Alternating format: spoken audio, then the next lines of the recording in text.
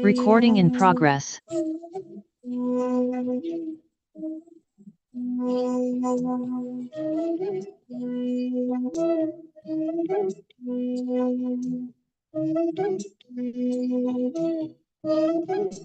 Bring your gratitude specifically to this moment that you are here, about to receive the darshan.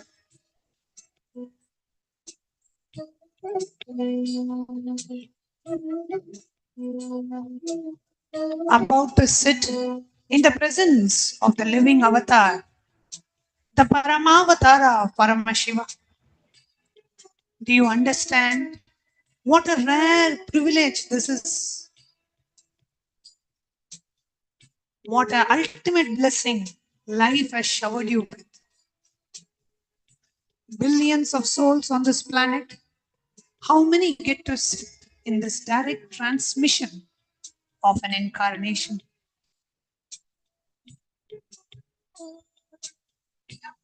Feel how blessed you are to be having the live darshan of Paramashiva himself.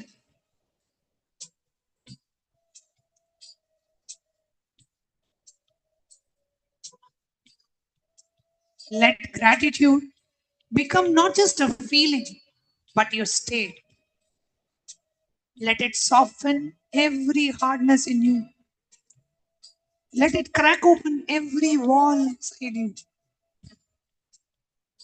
Gratitude is the fastest way to make your heart available, and only an available heart can receive. Silently repeat within yourself, I did not earn this. It was given to me, and I am grateful.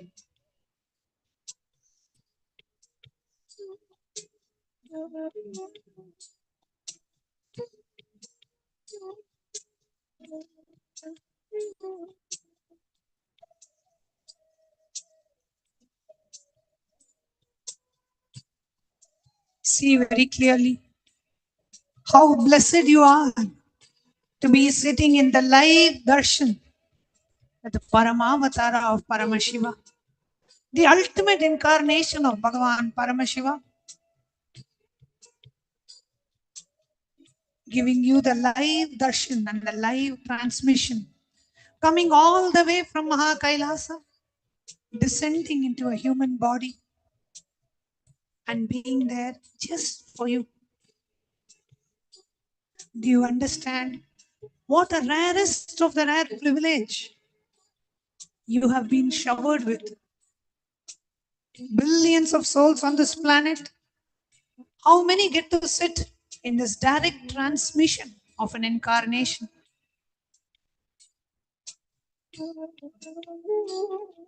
Let this gratitude become not just a feeling, but your very state.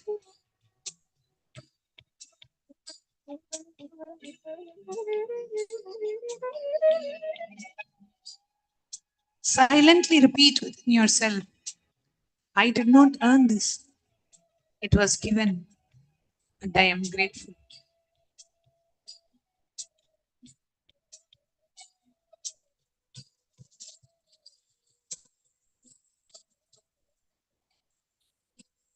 Now, just surrender everything at the feet of Swamiji. Surrender is not about giving up. Surrender is you giving in into something large. Surrender is not weakness. Surrender is the ultimate intelligence. It is recognizing that the drop cannot be carried by the ocean, but the ocean can easily carry on the drop.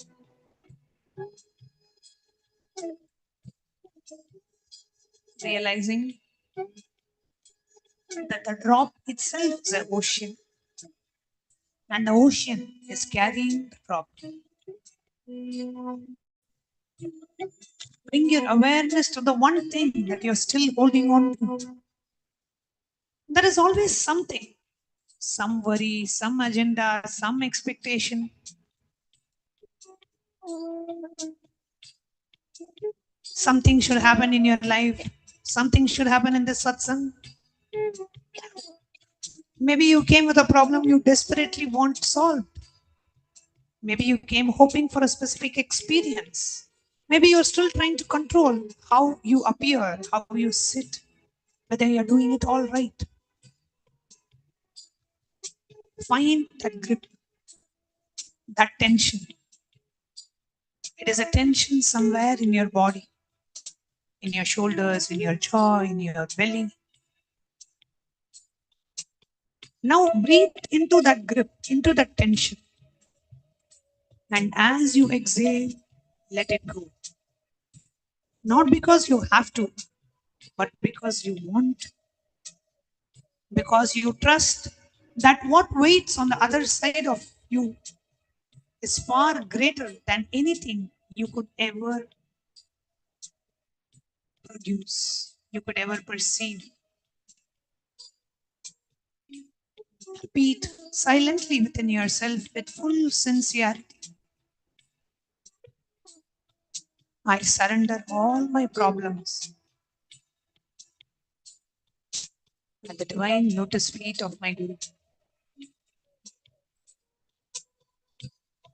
Swamiji, I am surrendering all my expectations. I do not need a specific experience. You know what I need more than I do.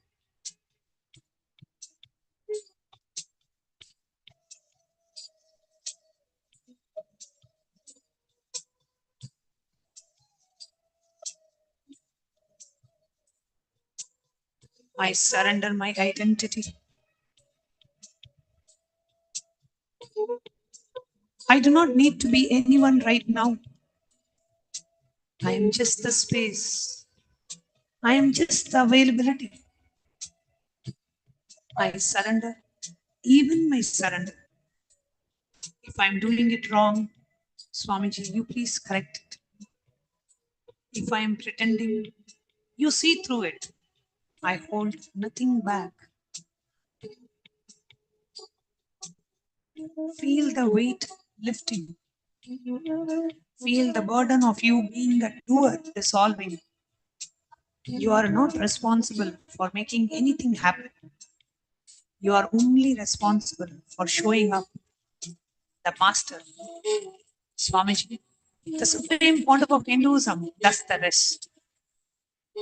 The transmission does the rest. Paramashiva, Swamiji himself, does the rest. You are just an empty cup. And an empty cup does not struggle to be filled. It simply receives.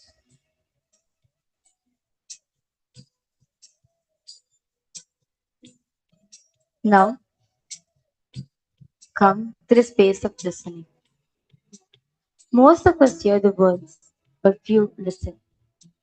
And almost no one listens from the space we are entering.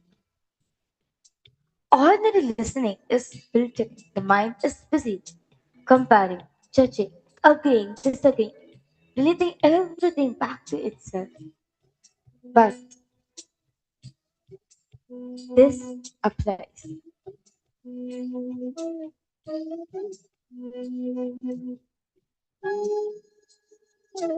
Relating everything to itself. Yes, this applies to me. Oh no, this is not relevant. Oh, I already know this. This is not listening. This is a mental noise dressed up as attention. True listening, the kind that transforms, is a complete suspension of the mental commentary. It is not about understanding every word, it is about receiving the transmission that writes on the words. Imagine your entire being as a vast silent hall. No furniture, no decoration, no opinions, no memories, just a pure empty space. Acoustic perfection. When a sound enters in this hall, It is received fully, without distortion, without echo, without resistance. And that is the space of listening. The words of the Master are not ordinary words, they are vehicles. They carry the energy, the consciousness, the very state of the speaker.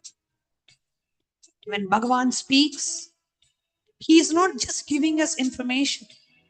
Bhagavan is downloading his state of samadhi, his superconscious state, into each and every one of us. But the download can only complete if you are not interrupting it with your own mental activity. Now, settle into your listening space. Every time a thought arises, thoughts will rise. Do not fight it. Just notice it. Oh, a thought is happening. And return to that silence. Return to the empty hall. Return to receiving. Breathe in with a silent repetition. I am not here to understand. Breathe out with a silent repetition. I am here to become. Again, as you inhale, repeat to yourself, I am the vast, empty, pure space. And as you exhale, repeat to yourself, I am listening. As you inhale, again, repeat to yourself your words. And as you exhale, repeat to yourself, my very being. Sit in this. No effort, no strain, just pure openness, just pure receptivity, just the effortless attention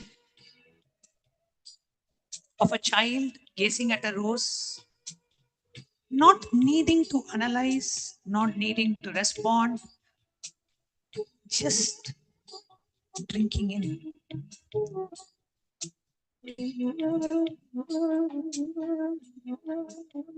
Now, bring awareness to the space around you, the room, the screen, the sound, people talking. Suddenly, everything at Swamiji's feet. We are part of the collective field of devotion. Every sincere heart apologies. Every sincere heart amplifies every other. We are now creating a global hub, a global collective consciousness of thousands of beings simultaneously surrendering. Thousands of beings sitting all over the world, ready to receive, ready to surrender. And the Supreme Pontiff of Hinduism entangling with each and every being from all over the world, from every city, every continent, doing the quantum entanglement with thousands of beings simultaneously, spontaneously, synergetically. And you are a part of that quantum entanglement happening from the avatar itself. Just sit in the space of deep gratitude, knowing that you are in the quantum entanglement field of the avatar.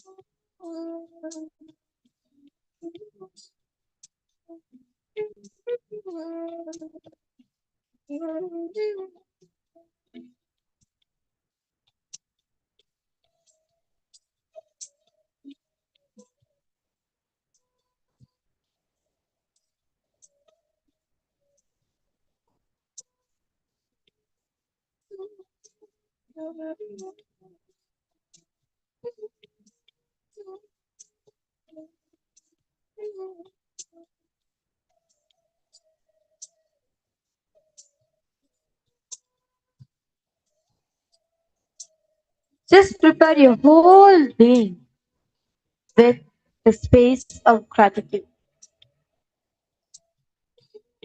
Come to the space of gratitude. Surrender yourself.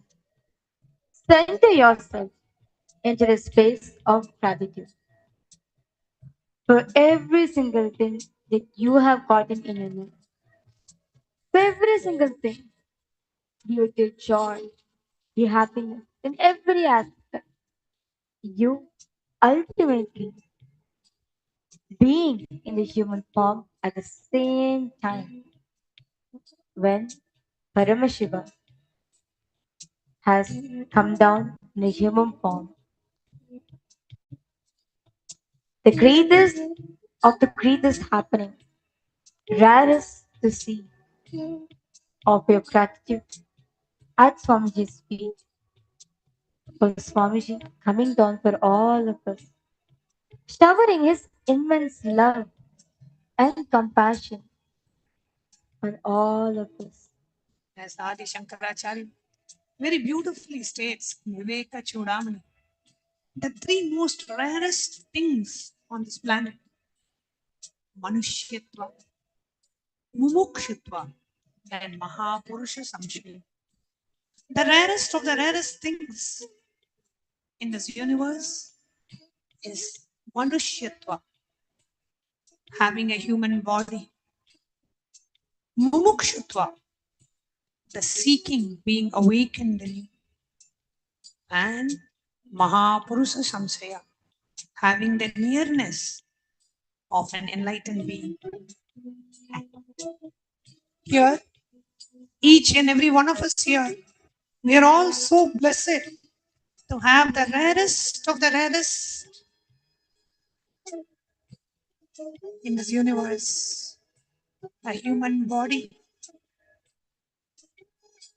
a deep seeking, and the living presence of the Paramavatara of Paramashivam, the Purnavatara, the ultimate manifestation of Paramashivam, Bhagavan, offering our deepest gratitude at the divine lotus feet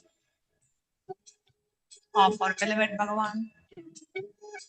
Be in the space of gratitude as you bring your awareness to all your three eyes. Let us get ready to receive the live darshan of the avatar. Connecting with the divine with your eyes closed is meditation. Connecting with the divine with your eyes open is darshan. Come, let us now move from meditation to darshan. Slowly, very slowly, please open your eyes.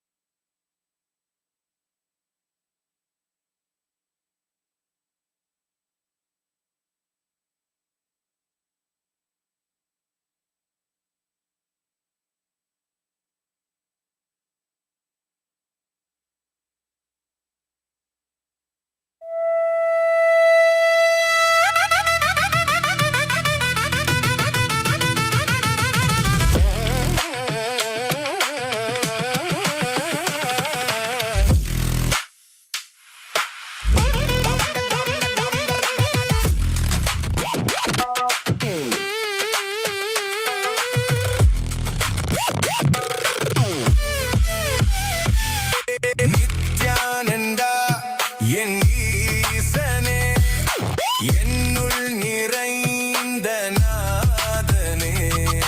Nithyananda, உன் நாமமே என்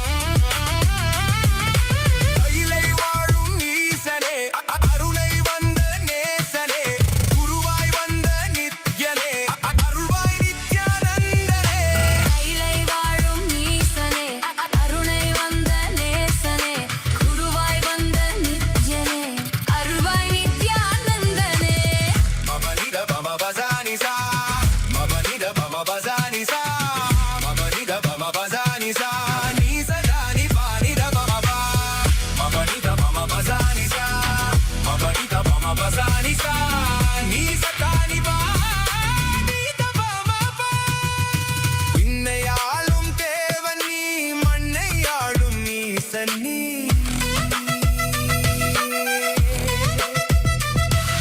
விண்ணையாளும் தேவன் நீ மண்ணையாளும் ஈசன் நீ அண்ணாமலை உன் தேகமே கைலை மலை உன் வாசமே ஏழு லோகம் உன் தேசமே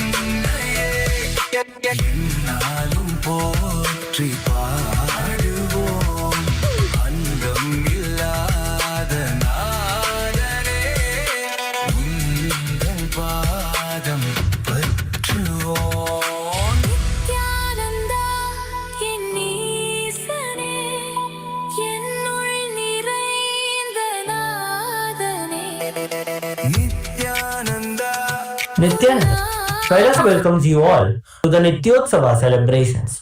Puja is where we mirror our brains with the powerful theological activity of the Supreme Pontiff of Hinduism, BHAGAVAN Sri Nithyananda Paramashivam, who is the ultimate manifestation of Paramashiva.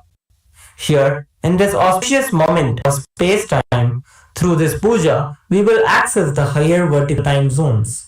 Let us now offer our heartfelt gratitude and devotion to the Supreme Pontiff of Hinduism and all his deities in Kailasas around the world.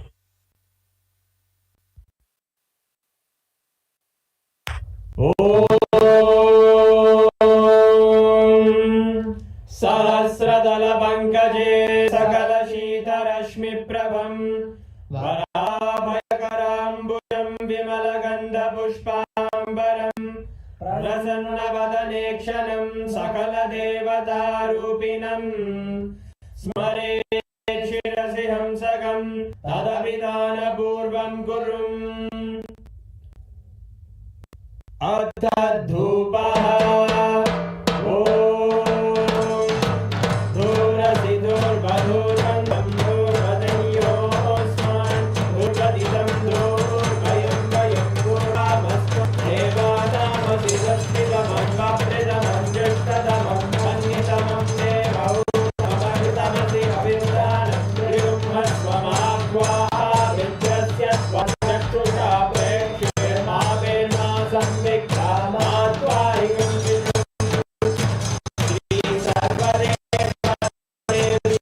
स्वरूपाय भगवते श्रीनित्यन्दकाय धूपमाग्रापयामि अथ दीपः ॐ उद्दीप्य स्वजातवेदो अग्निं निरतिर्मन् पशोभृत्यमध्यमावहजीवनं जनिष्ठिका मानोहितं श्रीर्जातवेदो रामस्वम्पुरुषं जगत् अभिद्रजज्ञागै श्रियामा परिपादया श्रीसर्वैः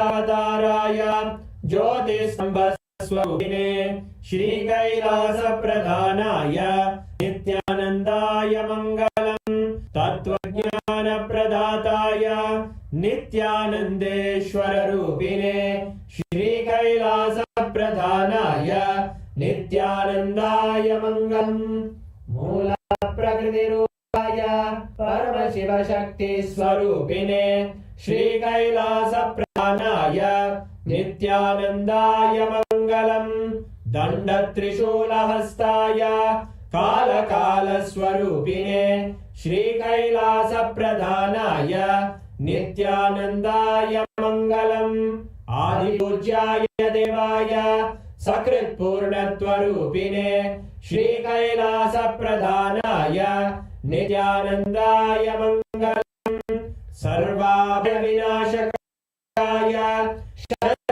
शत्रुसंहाररूपिणे श्रीकैलासप्रधानाय नित्यानन्दाय मङ्गलम् योगभट्टाभिषिक्ताय राजसन्न्यासधारिणे श्रीकैलासप्रधानाय नित्यानन्दाय मङ्गलम् सार्वभौमैकपत्याय राजराजार्चिताय च श्रीकैलासप्रधानाय नित्यानन्दाय मङ्गलम् मङ्गलम् कल्पवृक्षाय मङ्गलम् ज्ञानदायिने परमशिवाय श्रीनित्यानन्देश्वराय मङ्गलम् मङ्गलम् श्रीविद्याम्बायै मङ्गलम् कामदायिने सर्वमङ्गलदात्रे नित्यानन्देश्वर्यै मङ्गलम् मङ्गलम् गुरुदेवाय मोक्षमूलाय मङ्गलम् परमावताराय नित्यानन्दाय गुरवे मङ्गलम् हरिः ओम् तत्सत् सर्वं भगवत् श्रीनित्यानन्द परमशिव पादुकार्पणमस्तु ॐ नित्यानन्दम्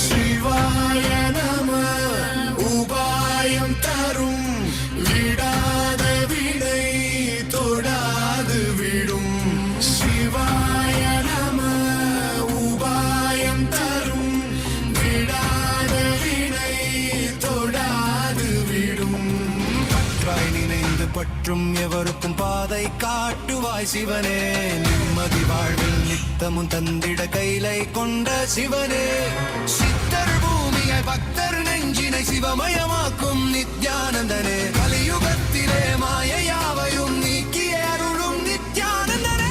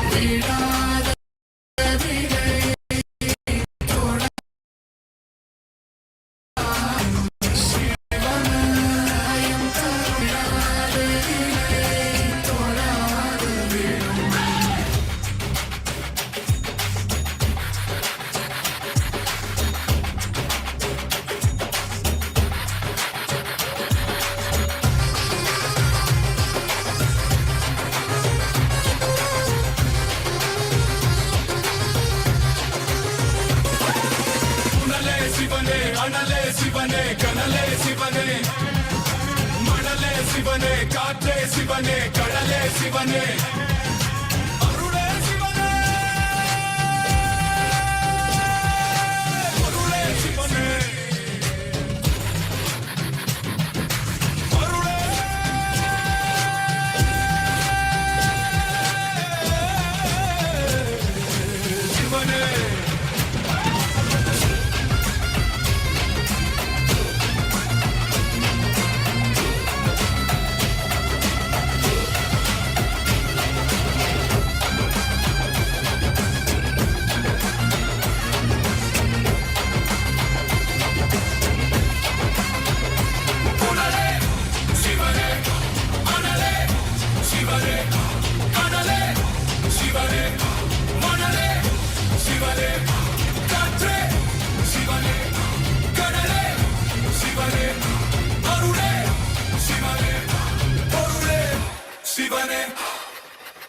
சிவாய நம உபாயம் தரும் விடாத வினை தொடாது விடும் சிவாய நம உபாயம் தரும் விடாத வினை தொடாது விடும்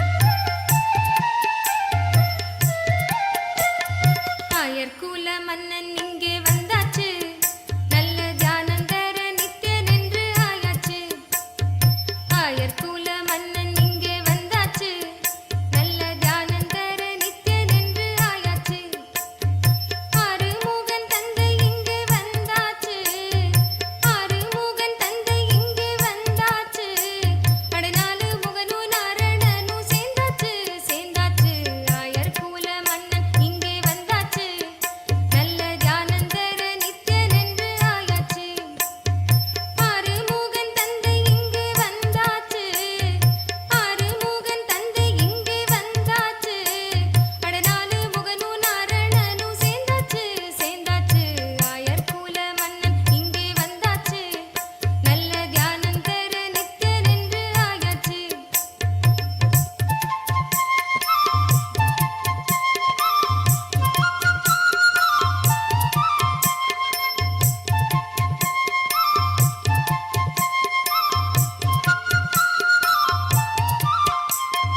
மூணு தெய்வம் ஒரு ரோவில் நின்னாச்சு அட மூணு தாயும் வந்து இங்கே ஒண்ணாச்சு மூணு தெய்வம் ஒரு ரோவில் நின்னாச்சு அட மூணு தாயும் வந்து இங்கே ஒண்ணாச்சு கொள்ளை அழகும் பிள்ளை மனமும் கொண்டாச்சு கொள்ளை அழகும் பிள்ளை மனமும் கொண்டாச்சு அட பேச்சி நீலே அமுதம் தன்னை உண்டாச்சு அட பேச்சி நீலே அமுதம் தன்னை உண்டாச்சு கண்ட நெஞ்சும் இன்பத்திலே பித்தாச்சு கண்ட நெஞ்சும் இன்பத்திலே பித்தாச்சு அட மூட மனம் கூட ஞான வித்தாச்சு வித்தாச்சு ஆயர்குல மன்னன் இங்கே வந்தாச்சு நல்ல தியானம் தர நித்தியன் என்று ஆயாச்சு ஆறுமுகன் தந்தை இங்கே வந்தாச்சு ஆறுமுகன் தந்தை இங்கே வந்தாச்சு அடநாலு முகனும் நாரணனும் சேர்ந்தாச்சு சேர்ந்தாச்சு ஆயர்குல மன்னன் இங்கே வந்தாச்சு நல்ல தியானம் தர நித்தியன் என்று ஆயாச்சு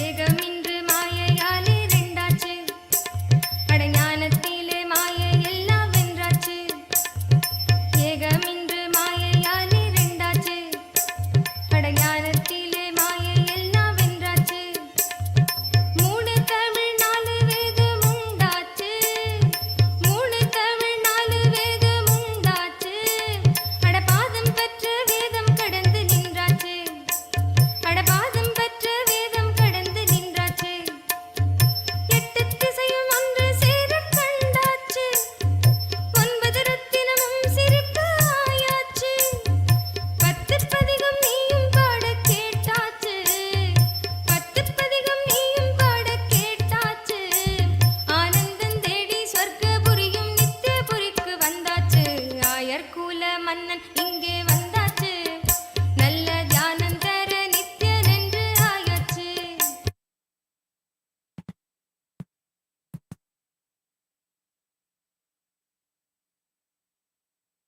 Nithyanandam, as all of us are enjoying the grace and blessing of our beloved Swamiji.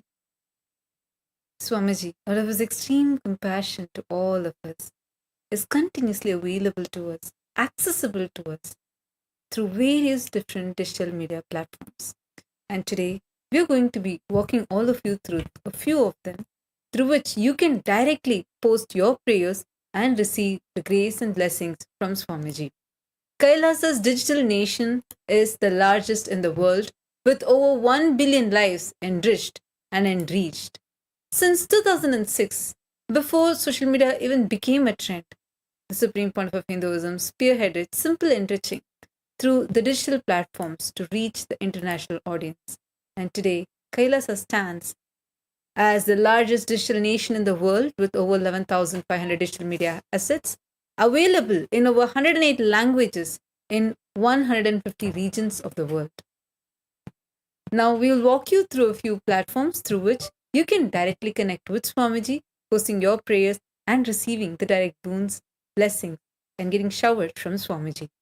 The first platform is YouTube. We have over 536 YouTube handles, enriching over 575 million lives and continuing. Kindly head to the official handle, Kailasa's SPH Nithyananda YouTube handle. Here, go to the live chat section. Go to the live video, and in the live chat section, you can post your prayers in the comment section and receive the direct blessings from Swamiji. And the next handle which we have is Instagram. Our official handle on Instagram is Kailasa's SPH Nithyananda. With over 158 platforms on Instagram and having enriched over 325 million lives and continuing. Kindly take a moment to head to Kailasa's SPH Nithyananda Instagram handle and click the follow button if you haven't yet done so, as this is where you can get access to all of the latest pictures of Swamiji. And there you can go to the live video by clicking on the profile picture, and you can post your prayers and boon requests as comments below and directly receive the grace and blessing by the Supreme Pontiff of Hinduism.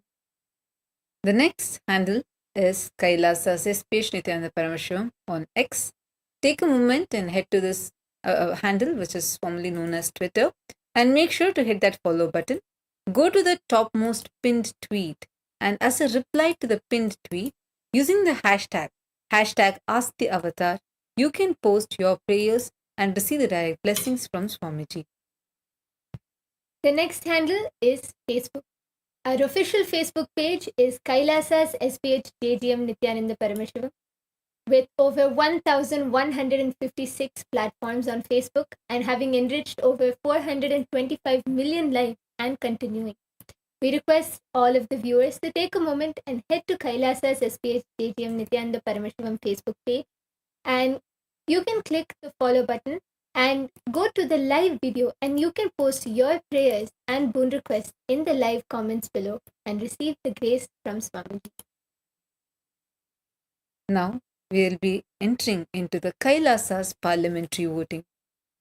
Swamiji, the Supreme Pontiff of Hinduism, is giving a unique platform, unifying the global Hindu diaspora all over the world and giving us a voice where Hindus are empowered to be able to take responsible decisions for Hinduism. We welcome all the parliament members of Kailasa, the Kailasa's Chit Sabha members, and Kailasa's Rajya Sabha members who are here today with us. Now we'll be guiding all of you with today's voting subject. Take a few minutes and head to our Kailasa Parliament website where you can go ahead and cast your vote. As UNESCO continues examining AI and intangible heritage in the present day and age, the Supreme Pontiff of Hinduism, through Kailasa's Yellow Om, has collected over 1 million digital books, 15 terabytes of digital manuscripts and books, and 14,500 palm leaf manuscripts online, restoring one of the most important pillars of Hinduism. Which of the below aspect of the Supreme Pontiff of Hinduism's revival through the Yellow Om do you think has the most impact to you as a Hindu? Take a few minutes and head to the website, and you'll be able to see these options. Source scriptures and palm leaf manuscripts, the temple rituals and agamic procedures, the sacred languages and the commentary traditions, applied knowledge systems, the yoga, healing, architecture, governance, and all of the above. Take a few minutes, head to our Kailasa Parliament website, and Go ahead and cast your vote. Using the hashtag Kailasa votes, you can post on your social media handles why you have chosen what you've chosen. And the next voting question, which we have for all of Kailasa's Rajya Sabha members, is: as a Rajya Sabha member, what do you think would be the most impactful way to raise awareness about the Supreme Pontiff of Hinduism's Yellow Om initiative? And the options are: through digital media initiatives and drives. Option 2, participation in reading groups and events. Option 3, host discussions and think tanks. And option 4, all of the above. We request all of Kailasa's Rajya Sabha members to please take a moment, head to kailasa.org/Hindu-votes, where you can cast your vote, and do share this on your social media with the hashtag #KailasaVote. Now, with this, let's all continue to receive the darshan of Swamiji and receive today's powerful revelations directly from Swamiji.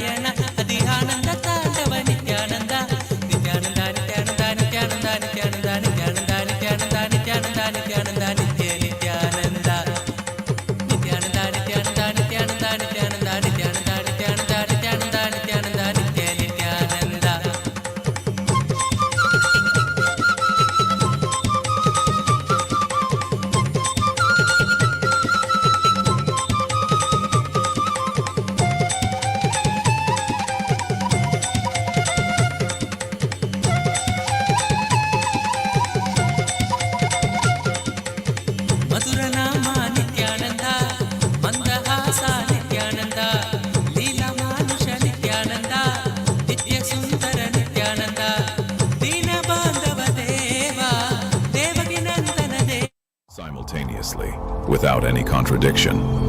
He is the whole Brahmanda, the complete cosmos, the infinite glory of all galaxies, all dimensions, all time, all space, both at once. He is smaller than the smallest and greater than the greatest, at the exact same moment. This is why in our tradition, we worship a small Shivalinga, a simple stone, and we directly experience the infinite cosmos inside it. This is why a single lamp lit with devotion can reveal the complete Jyotirlinga. Because the flame is not just fire, it is the total consciousness of Paramashiva. This is why one simple flower, offered with your heart, becomes the total offering of all the worlds. Because the flower is not just a flower, it is a compressed universe. And when you offer it, you are offering every atom, every star, every dimension. Paramashiva is fully present everywhere, not symbolically. Every single moment of your life contains his complete presence, not a fragment, not a shadow. This is not belief. Belief is weak. Belief is shaky. This is the very structure of reality. This is the foundation of the whole science. God is not far. God is closer than your own skin. God is the very substance of the you that is listening to these words right now.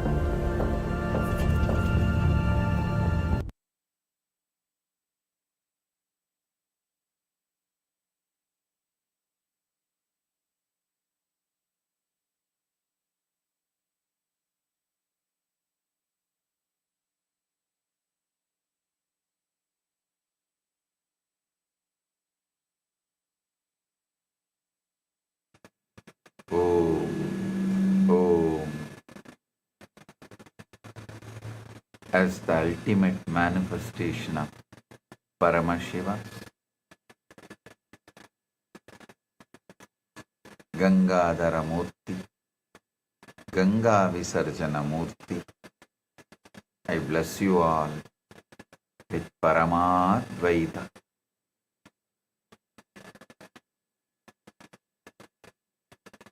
All the Paramashiva Sena participants in Kailasa Thiruvannamalai, Kailasa Guinea-Bissau,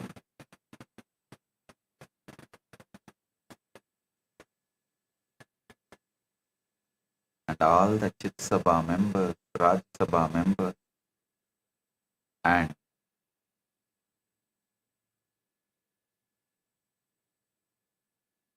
all the Kailasa parliamentarians, citizens, visitors and viewers. I welcome each and every one of you with my love and blessing.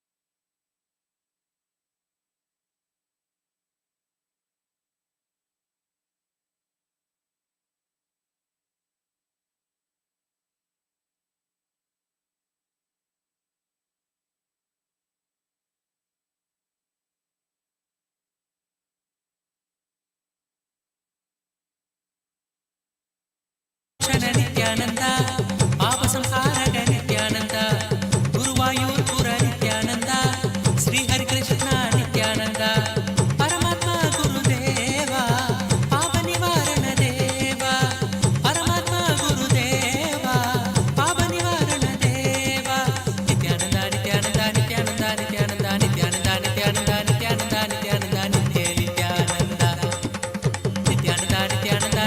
Nithyananda, Nithyananda, Nithyananda, Nithyananda, Nithyananda,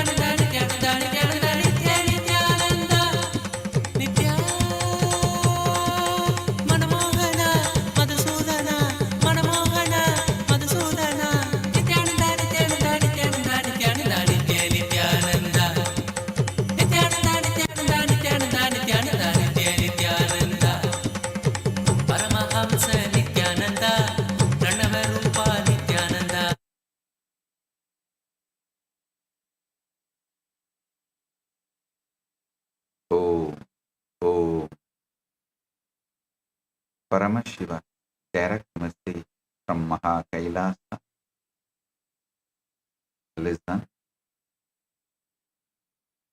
I am giving you the most powerful truth first.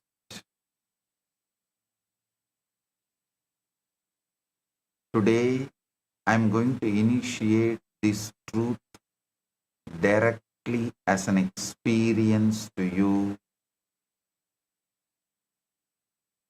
so that it stops being just information and becomes your cellular reality.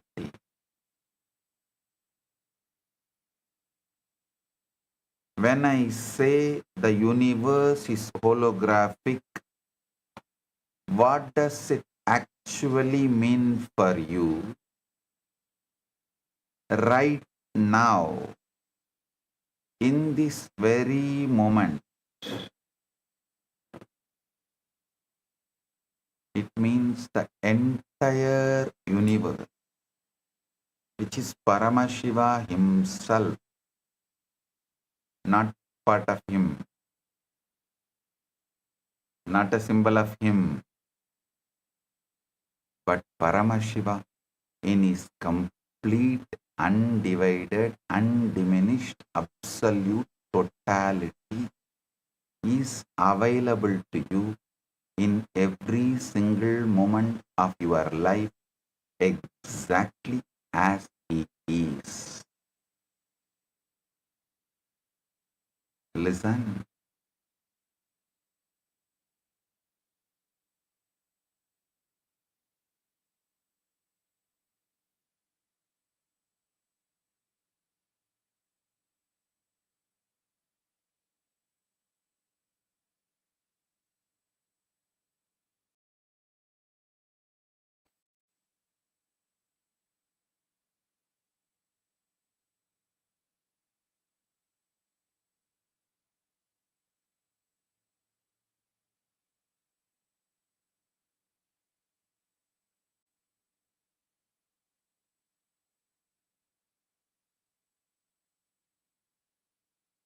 Listen.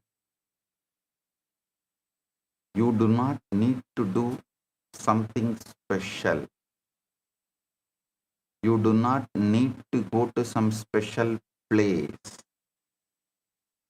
You do not need to wait for some future enlightenment or after death state.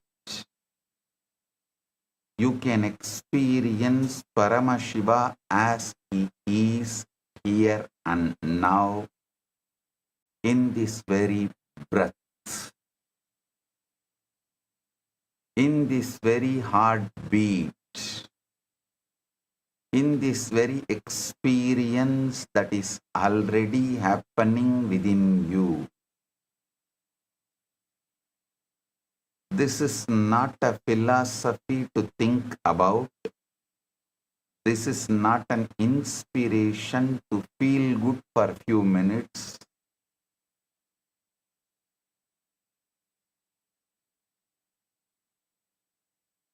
This is the technical, specific, spiritual, real, ultimate reality of existence itself. Today I am giving you the exact technology to access that reality. The technology of Shad Adva, the sixfold technology of harnessing the holographic universe.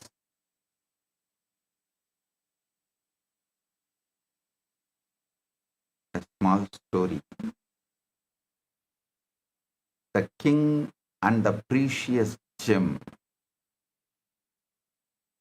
A great king once summoned his minister and said, I have heard that there is a precious gem that can grant immortality. Go and find it for me. The minister searched the entire kingdom. He went to the mountains, the forests, the rivers, the temples. He consulted wise sages and traveled to distant lands.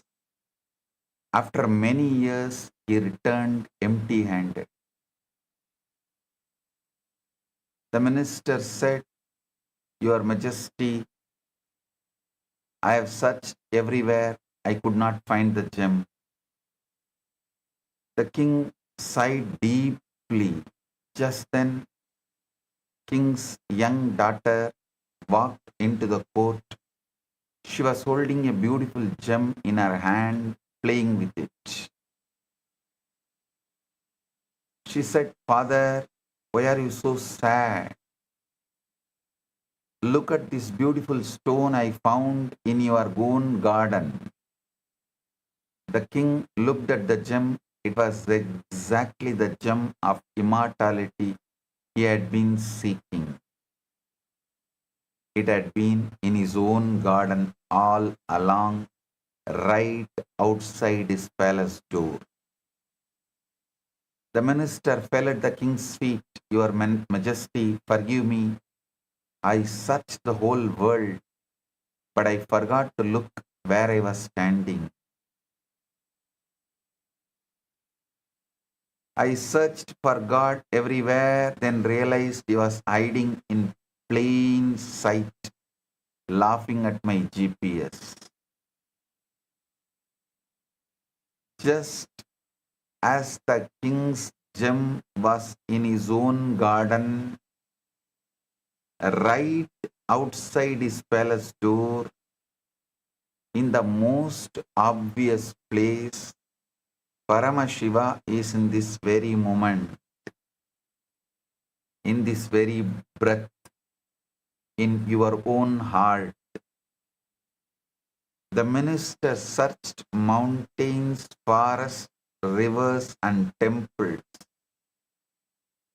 He went to distant lands, consulted wise sages. But the gem was where he began, at home. You are the minister. You search for Paramashiva in temples, pilgrimages, future lifetimes, and special spiritual states. Meanwhile, he is in the garden of this very moment, the moment you are living right now. The gem of immortality, Paramashiva consciousness, is not somewhere else. It's in the breath you are breathing. It's in the heartbeat you are feeling. It's in the awareness that is listening to these words.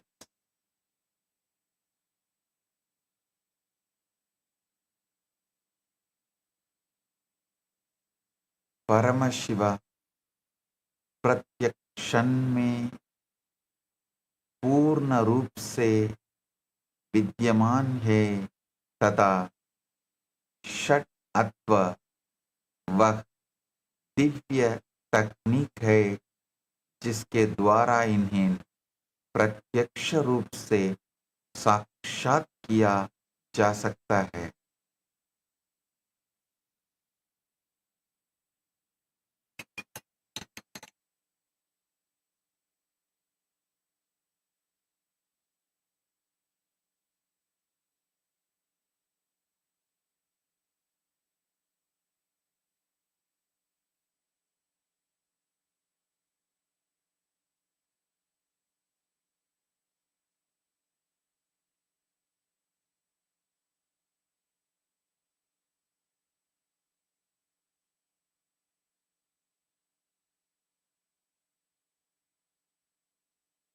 Understand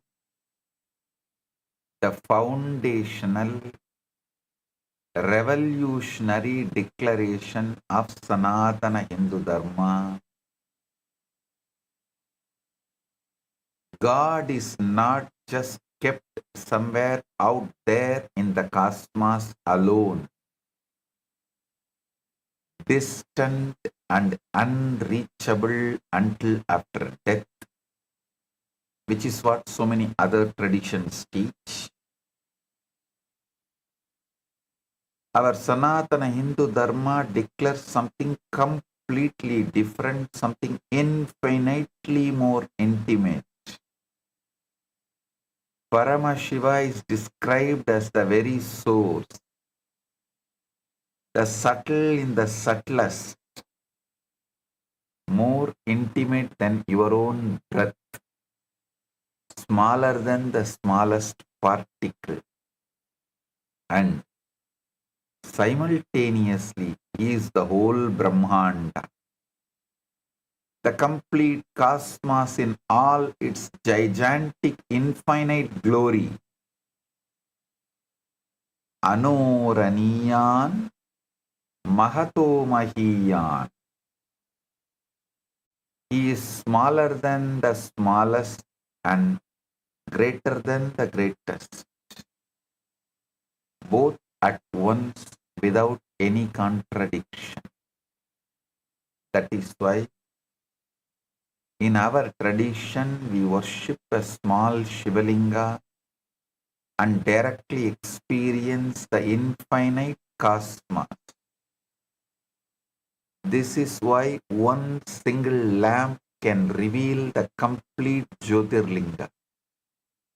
This is why one simple flower offered with devotion becomes the total offering of all the worlds. Because Paramashiva is fully present everywhere, not symbolically but actually, not partially but completely. Every moment contains his complete presence. Every act can become a total contact with him. This is not belief. This is the very structure of reality, and this is the foundation of the whole science I am revealing today. Short story.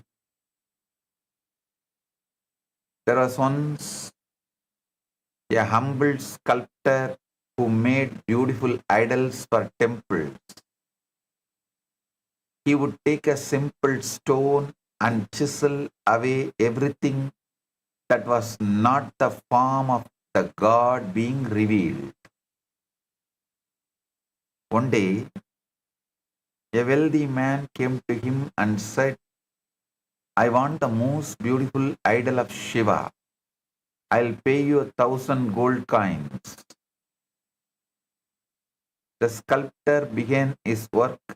He spent days studying the stone, meditating on Shiva, and carefully chiseling. After many weeks, the idol was complete. The wealthy man was astonished. He said, this is not just an idol. It feels alive. How did you create this? The sculptor bowed and said, I did not create the idol.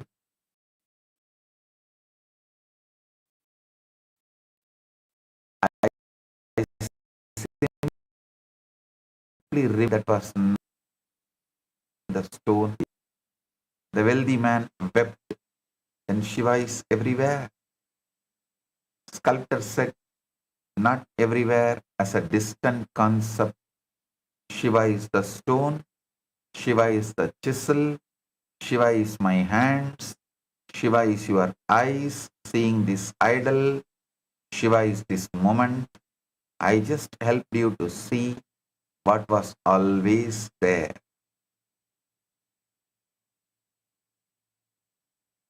The sculptor did not put Shiva into the stone. He removed what was hidden. Similarly, Paramashiva is not placed on to moments by our worship is already there. Paramashiva is not placed into moments. By our worship, he is already there. We just need to remove the veils, the ignorance, the separation, the I am this body identification to see him. Continuously trying to control, manipulate.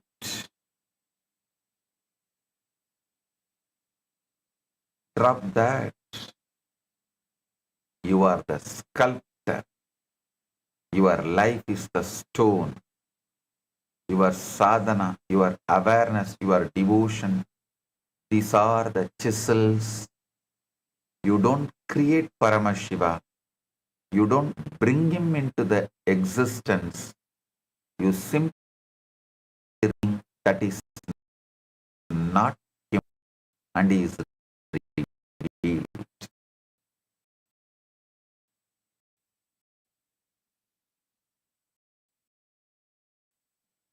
You access this is fully available in every moment.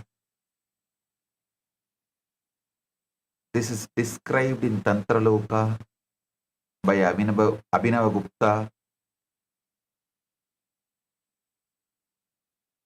through the science of Advopa Yoga. The day before yesterday, I revealed the Shat Advas, the 6 Advas. But now you will learn how to use those Advas as a living technology to experience Paramashiva in any moment of your life through any act, however simple it may appear.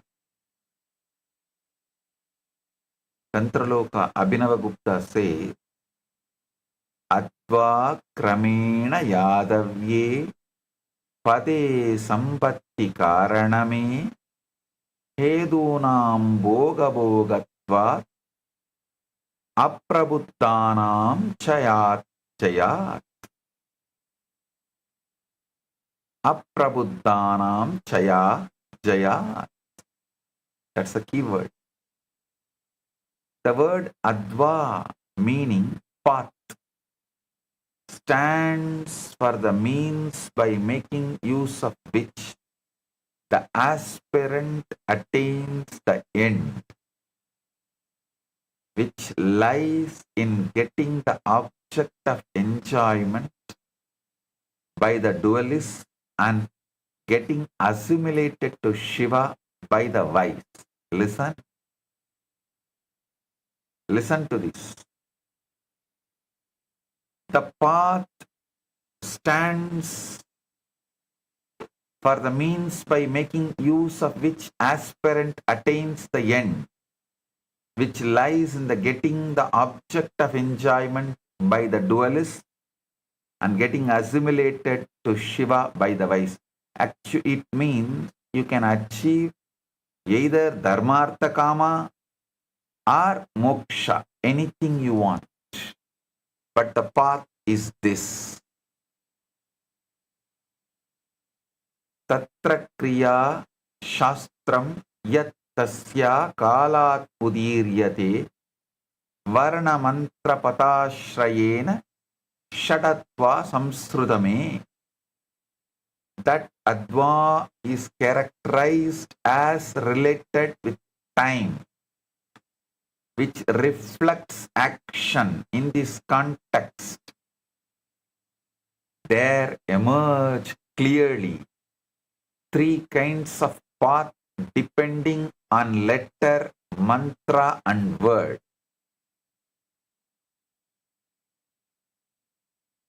Yatmurtyatmega tasya sadesakya idikakhyade kala tattva purartatma dvitiyo adva prakirtitaha. That part of Advan which is characterized as spatial, which reflects form, while the other one reflecting time is considered as related to Kala Tattva, related to Kala. Listen, I'm repeating. That part of Adva path is characterized as spatial, which reflects form, while the other one reflecting time is considered as related to Kala, Tattva and Pura. Ede triga abhibodena pratyegam stula sukshma paratvatah yato asti tesham samuhobi esha shat atva idi uchyate. Both these triads of path again are distinguished by features of grossness, subtleness and transcendence. Thus, all paths taken together become of 6 kinds. Listen. Now I'll elaborately explain. What does Adva really mean? It's not just path in the ordinary sense. The word path is the too shallow translation. That translation is too shallow. Adva means the dimensional spreads of consciousness, the precise ways in which Paramashiva stretches himself out from his pure, formless, undivided state into the manifest experience of your daily life, body, mind, world, sound, meaning, time, space. Think deeply. Do the Shravana and Manana deeply. Paramashiva is one, infinite, undivided, and yet you experience many, a physical body, a thinking mind, and an external world, sounds, words, meanings, emotions. How does the one become many without ever ceasing to be one?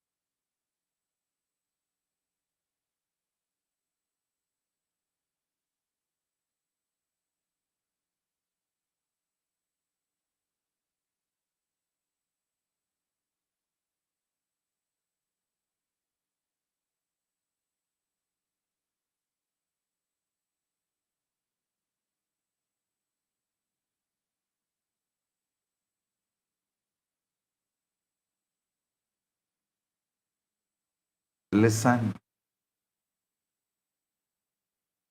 How does the one become many without ever ceasing to be one? Do the manana. Paramashiva is one infinite, undivided, and yet you experience many, a physical body, a thinking mind, and an external world, sounds, words, meanings, emotions.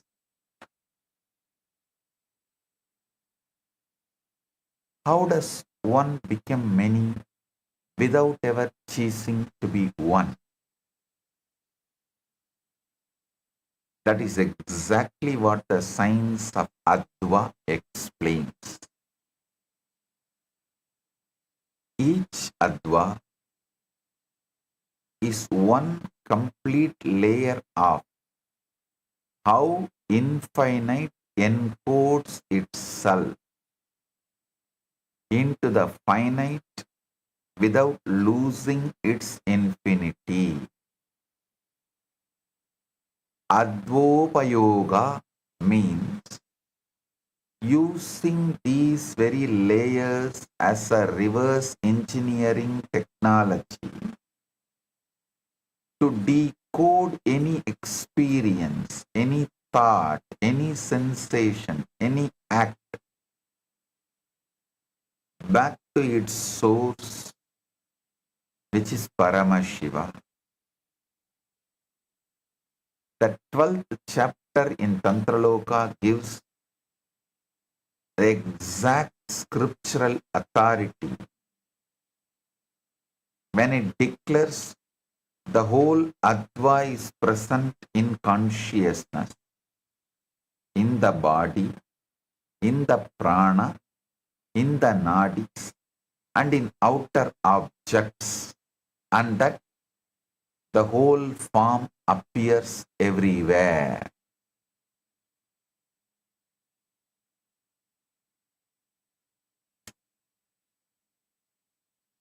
Listen.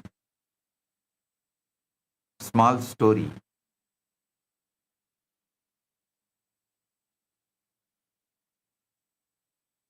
There was once a great weaver who could create the most magnificent tapestries. His tapestries were so beautiful that people said they were alive. The flowers bloomed, the birds sang, the rivers flowed, all within the cloth. A young apprentice came to him and said, "Master, how do you create such a living tapestry?" The weaver smiled and gave him a single thread. "First, understand this thread."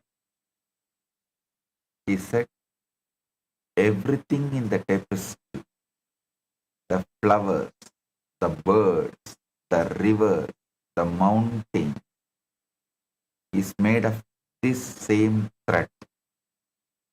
The thread is one, but it becomes many." The apprentice looked at the thread, but how does one thread become so many things? The weaver took the thread and began to weave. "Watch closely," he said. "The thread goes over and under. It changes direction.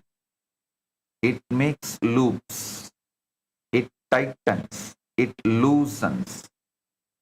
The same thread becomes the sky, the earth, the water, the fire, because of the patterns, the structures, the weaving.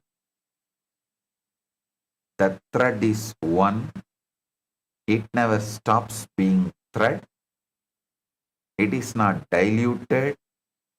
When it becomes a flower, it is not diminished.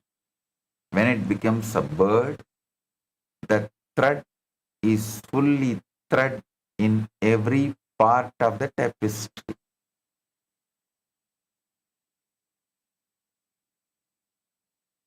Yet the thread becomes many forms, flowers, birds, mountains, rivers. How? Through weaving the structure, the patterns, the organization.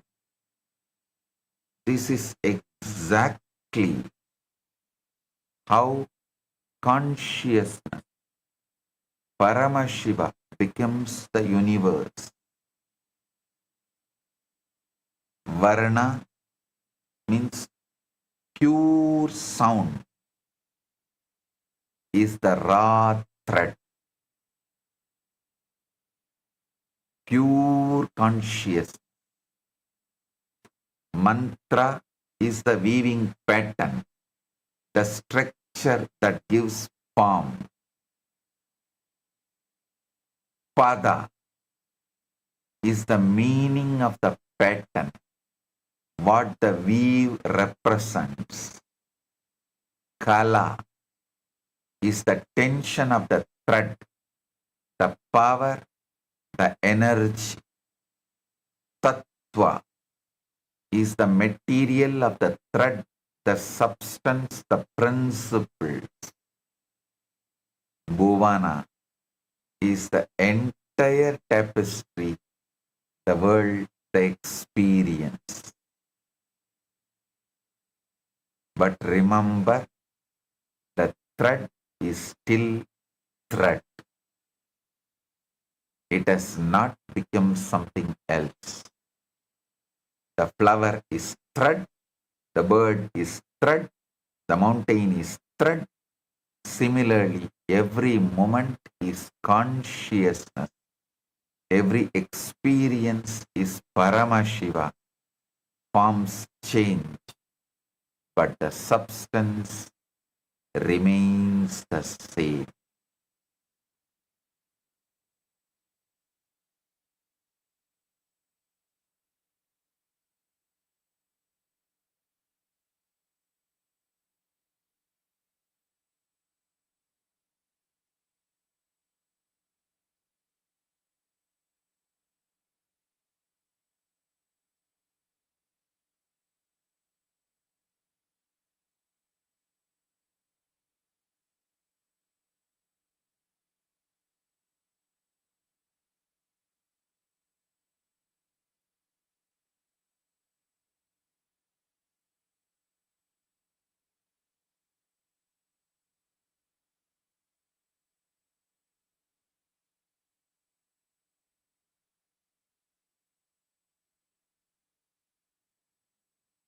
Listen.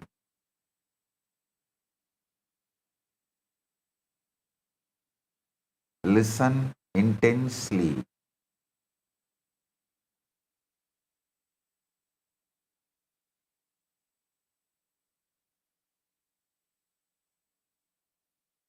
Listen intensely.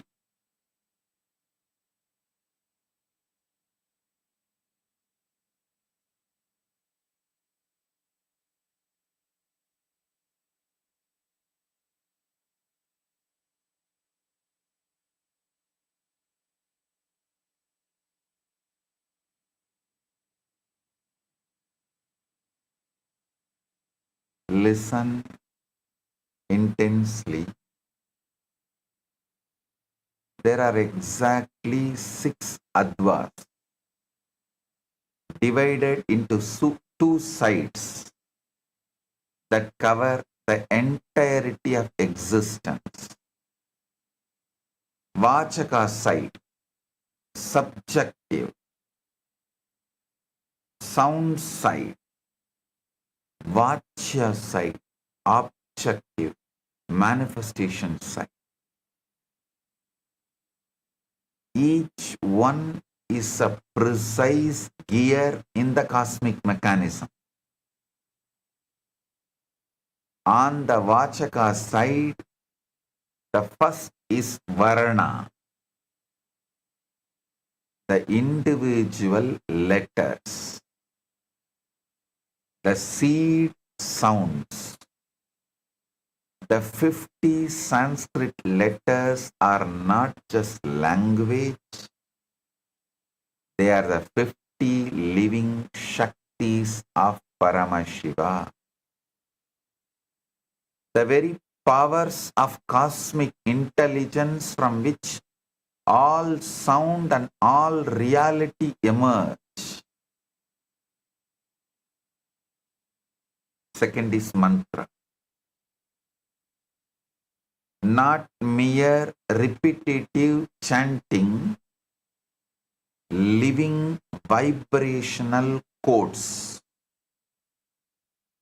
concentrated packets of Paramashiva's will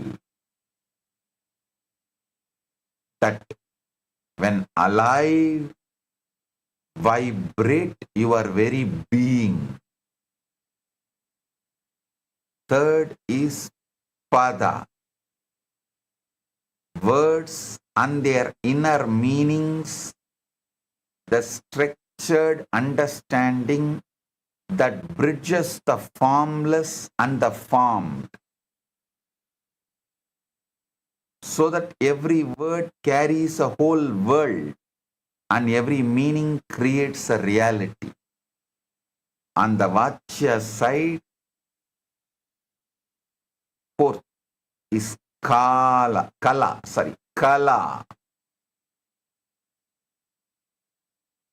The power bands, the energy capacity that determines how much Shakti flows through any given moment. Fifth is Tattva,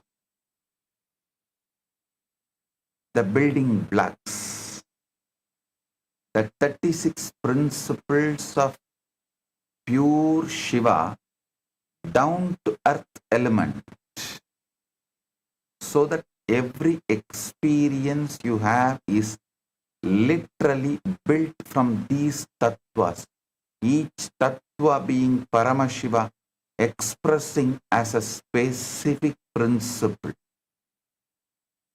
Sixth is Bhuvana, the worlds, the experiential fields, the 118 Bhuvanas, ranging from physical dimensions to the highest cosmic dimensions. And your current world contains within its very structure the intelligence of all the worlds. These Advas are of three types. Shuddha Adva, realm of Shiva, pure light. Shuddha Ashuddha Adva, realm of limitation and time. Ashuddha Adva, realm of mind, senses and matter. Now the crucial life-changing understanding. All six Advas are present simultaneously, spontaneously, synergetically, in every single experience you have. Right now, this moment as a Bhuvana, the space you are in, your inner state, a Tattva, your body, senses, mind, time, active now. A Kala, the level of Shakti you are operating with. A Pada, the meaning you assign to this moment. A Mantra, the inner sentence repeating in your mind, a varna, the raw seed feeling underneath everything.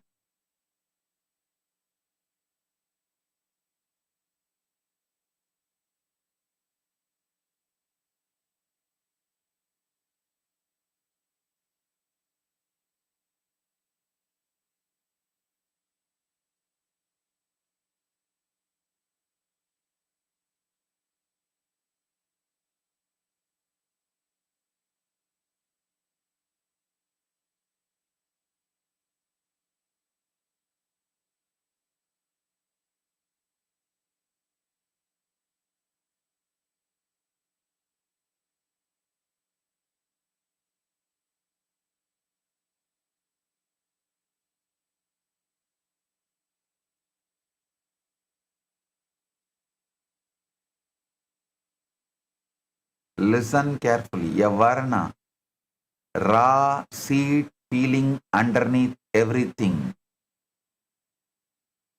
In every one of these layers, Paramashiva is fully encoded.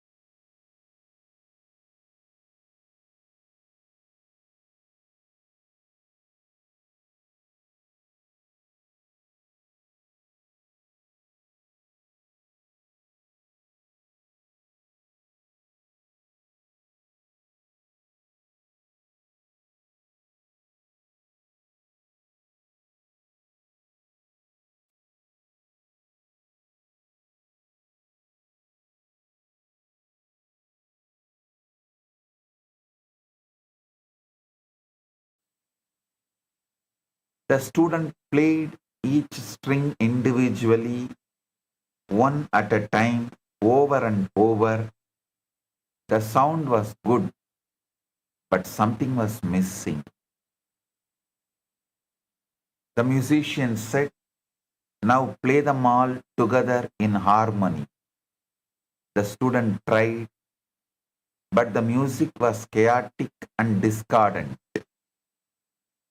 Musician took the instrument and said, "Watch closely."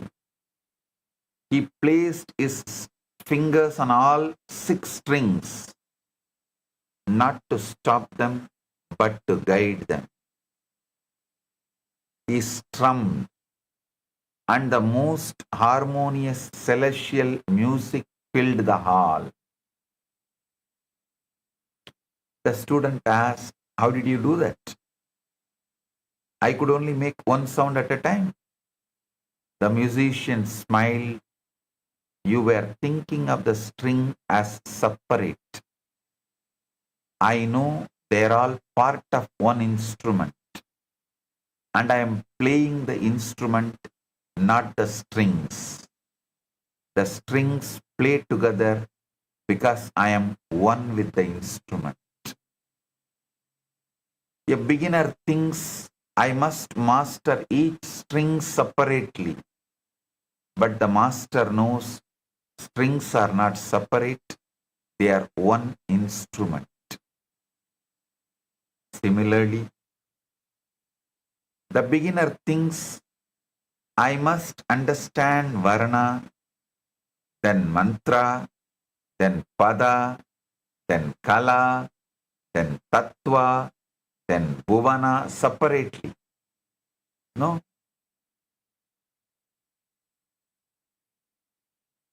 they are all consciousness expressing as one moment. A small story.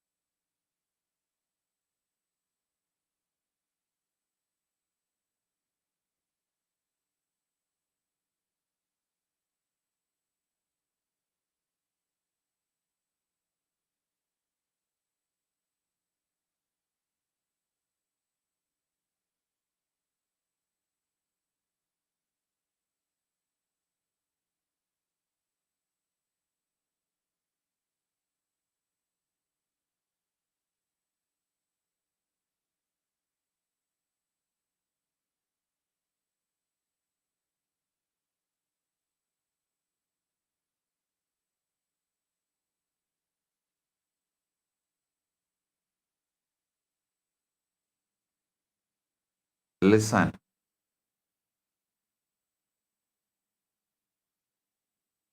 A small story. A young boy once planted a small seed in the ground. He watered it daily and watched it grow. After many years, it became a huge tree with thousands of branches, millions of leaves, and countless fruits. One day, an old sage came and sat under the tree. The boy asked, "Sir, this tree is so big. How did such a big tree come from such a small seed?" The sage smiled and said, "The tree was always in the seed. The seed did not create the tree. It just unfolded what was already there. Every branch, every leaf, every fruit was already encoded in the seed's intelligence. The seed is small, but what it contains is infinite." The boy understood. So the seed is not just the beginning. It is the whole tree in compressed form, causal form. The seed is small, but within that tiny seed is the entire tree. The roots, the trunk, the branches, the leaves, the flowers, the fruits, it's all there, compressed, waiting to unfold. This is exactly what a moment is. This moment seems small. It seems ordinary. It seems like just a tiny piece of time. You are just sitting and listening to this satsang. But within this moment is the entire cosmos. All the 36 tattvas, all the 118 bhuvanas, all of Paramashiva's infinite intelligence. It is all there compressed, waiting to unfold. The seed does not become tree. The seed is the tree in compressed form. Similarly, the moment does not become the cosmos. The moment is the cosmos in compressed form. When you plant a seed, you don't say, "I will wait for the tree to come." You say, "The tree is already here. I just need to let it unfold." Similarly, when you live a moment, don't say, "I will wait for Paramashiva to come." Say, "Paramashiva is already here. I just need to see him."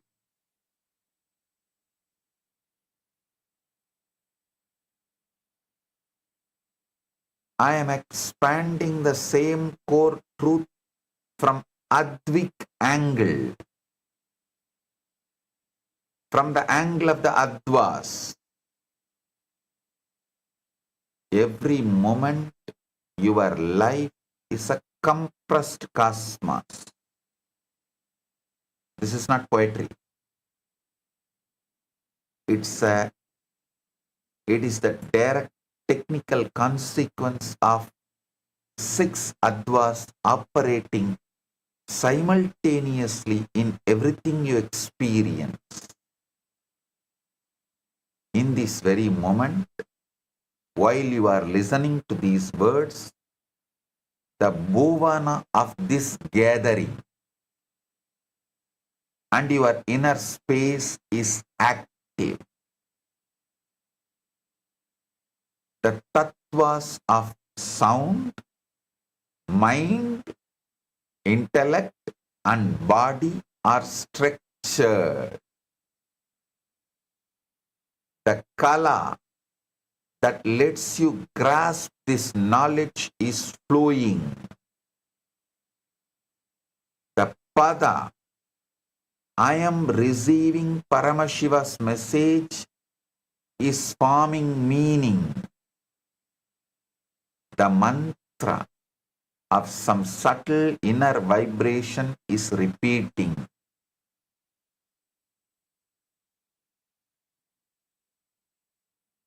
The varna of pure consciousness is the base.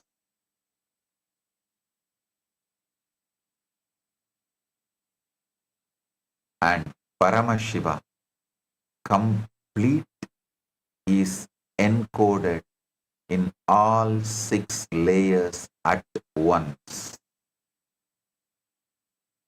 This is why any moment can become enlightenment. This is why any act can become liberation. You do not need a special moment because this very moment already contains Paramashiva completely, with no dilution, no fragmentation. The whole cosmos is packed into the now. Small story. There was once a king who had a magical mirror. Anyone who looked into the mirror would see not their own reflection, but the entire universe.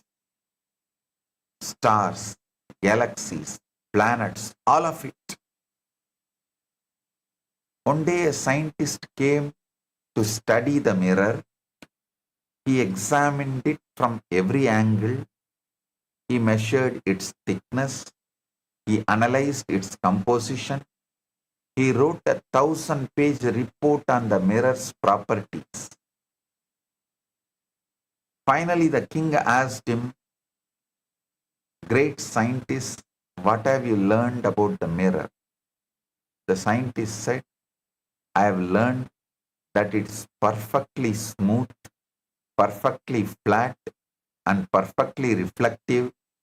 It seems to contain the entire universe." The king laughed. "You have studied the mirror, but you have not looked into it. You have analyzed its surface, but you have not seen what it shows. Mirror does not just contain the universe, it reveals the universe. You have been looking at the mirror instead of through it. Stop looking at the mirror. Start looking through it. Science studies the mirror of reality, the nested structures, the fractal patterns, the holographic information. And this is valuable. But we give you, rishis give you the person behind the pattern. We give you the consciousness behind the information. We give you Paramashivam, the reflection, not just the mirror. Don't get lost in studying the mechanics of reality. The mechanics point to the mechanic. The mechanics point to the mechanic. The mirror points to the reflection. This moment points to Paramashiva. Look through the moment. Don't just look at it, look through it.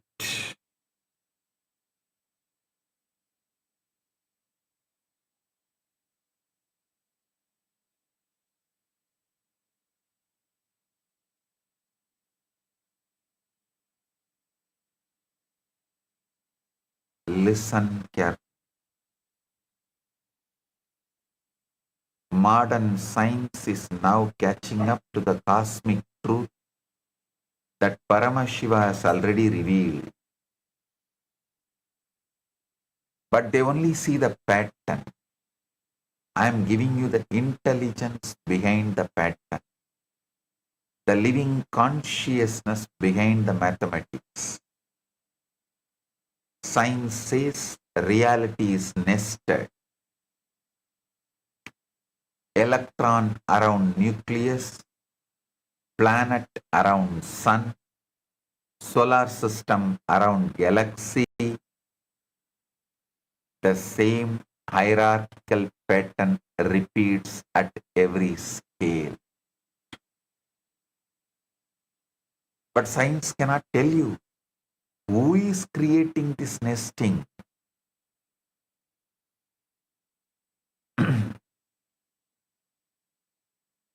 Rishis clearly declare this is Paramashiva's cosmic geometry.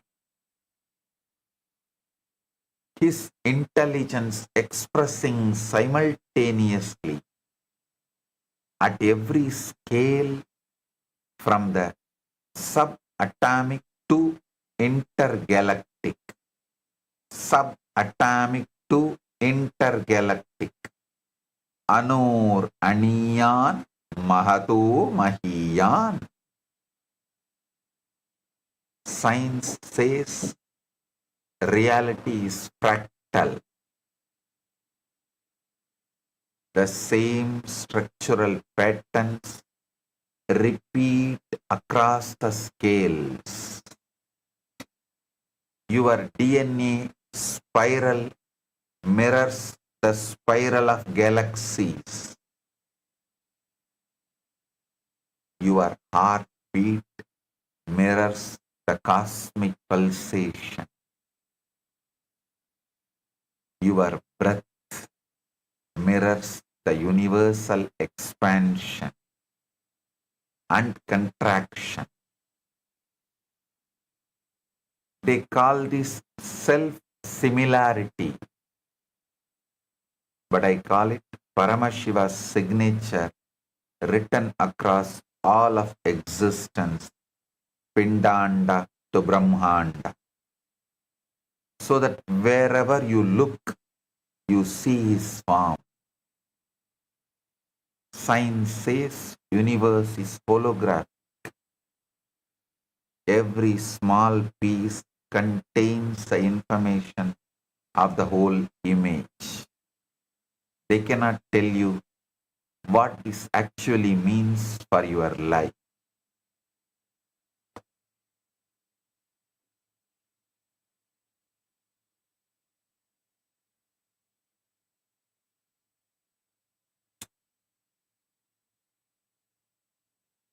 But I tell you directly,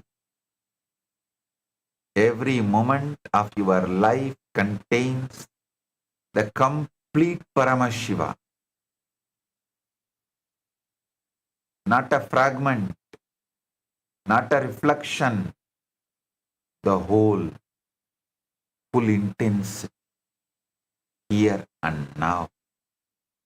Science says the universe is isotropic. It looks the same from every point. There is no special center. I tell you, every point is Kailas. Every moment is total doorway to the divine, because Paramashiva has made every location the center.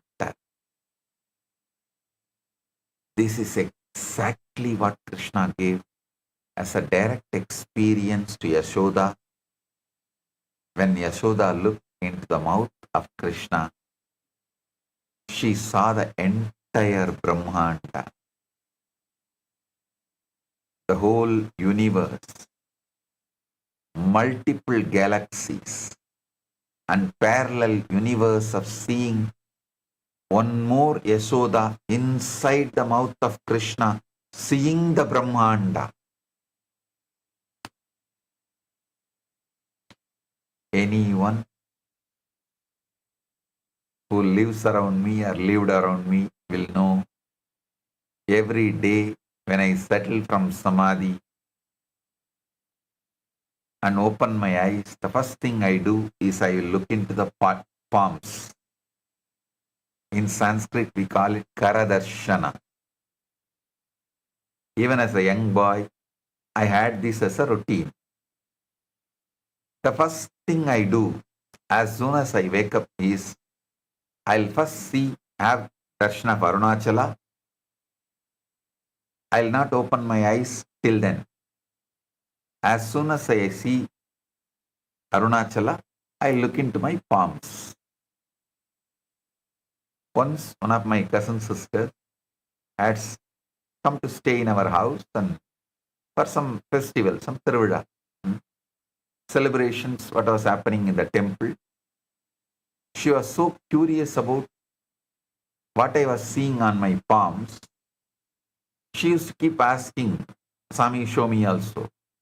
What is there in your palms that you keep seeing? So one day, when I was looking into my palms, she came and stood next to me. Not only started asking me to show, she was almost like nagging. So I said, all right, see here, and showed her my palm. Suddenly she saw the source of the whole cosmos, Devi, Bhuvaneshwari, Parashakti, exactly the form in which she gave me darshan, and she resides into this being in my palms. She was amazed and wonderstruck. She could not process anything for the next few seconds. She's still alive. She has even spoken about it in one of her reminiscences. She stood there gazing into my palms. Neuroscience reveals predictive processing. Your brain constructs reality through hierarchical layers of interpretation, not by passively receiving it. This is the Advik structure operating in your very cognition. Paramashiva's six-fold technology running as your nervous system, filtering infinite data through tattvas, kalas and bhuvanas. Small video, you can watch it. In the ancient temple settlement of Tiruvannamalai, nestled beneath the sacred fire-born hill of Arunachala. Arunachala, the hill that is no mere hill at all, but Lord Shiva himself, standing eternally as primordial light. There, in that sacred land, the Supreme Absolute, Paramashiva, willed to walk the earth in a form that mortal eyes could behold. He was born as a child of extraordinary effulgence, Supreme Pontiff of Hinduism, BHAGAVAN Nithyananda Paramashivam. Every dawn, in that mystical hour belonging neither to night nor to day, the divine child would awaken upon his simple woven mat, yet his eyes would remain closed. He would walk toward the small wooden window that opened directly to the sacred Arunachala, and there he would slowly open his eyes, and the very first sight to enter his waking vision would be the majestic crest of Arunachala. After beholding Arunachala, he would lower his gaze gently toward his own lotus-like palms. In that same household lived his young cousin's sister. Day after day, she watched her extraordinary brother repeat this mysterious ritual, and within her a question burned constantly. What was he seeing in his palm? After the young girl pleaded with deep sincerity, the avatar slowly closed his palm into a fist. See, Parashakti. It became a luminous gateway, a womb of blazing conscious light. And there, within the center of that infinite darkness, she beheld her, Parashakti herself.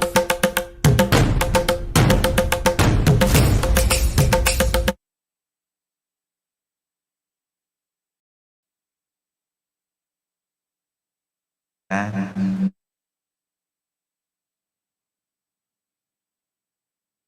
now I want to tell you something extraordinary.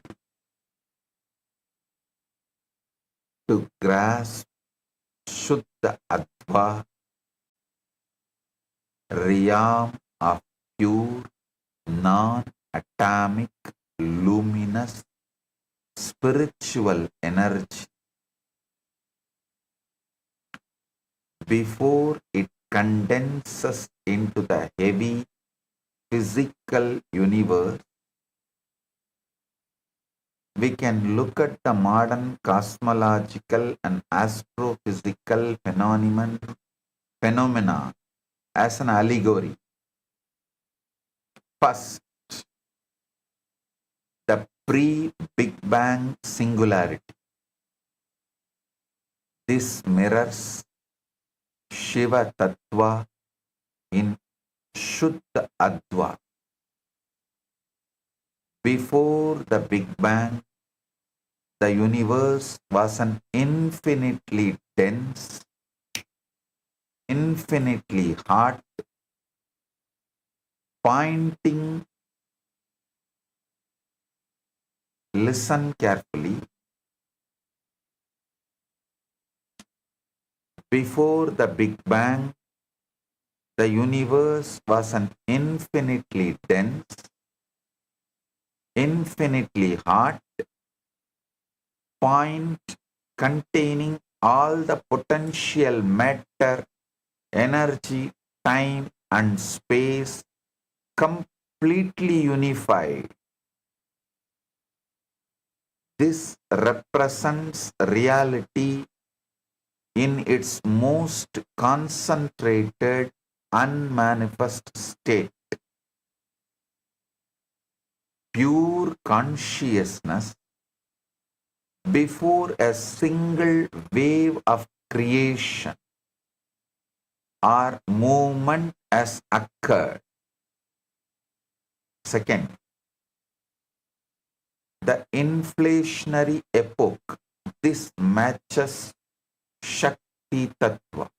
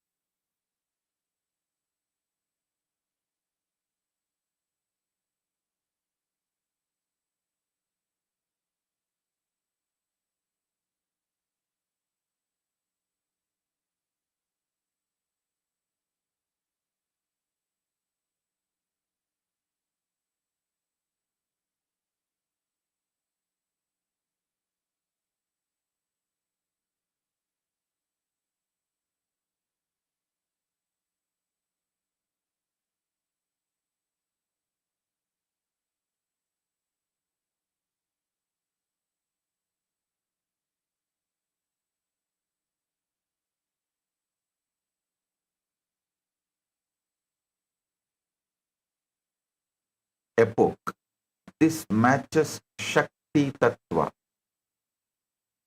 In the first trillionth of a second of Big Bang, the universe underwent cosmic inflation, expanding exponentially. It was a realm of pure fluid plasma, boundless kinetic energy, not with the so solid atoms yet formed. This is the cosmic dynamic drive where the potential energy of the singularity wakes up and prepares to project outward. It is pure light and power, entirely free from the gravitational weight of the physical matter. Third, primordial cosmic light, the cosmic microwave background. This represents Sadashiva and Ishvara Tattvas. As the early universe expanded, it was filled with highly energetic, perfectly uniform photons that traveled across space without being blocked by planets, dust, or rocks, because nothing solid existed yet.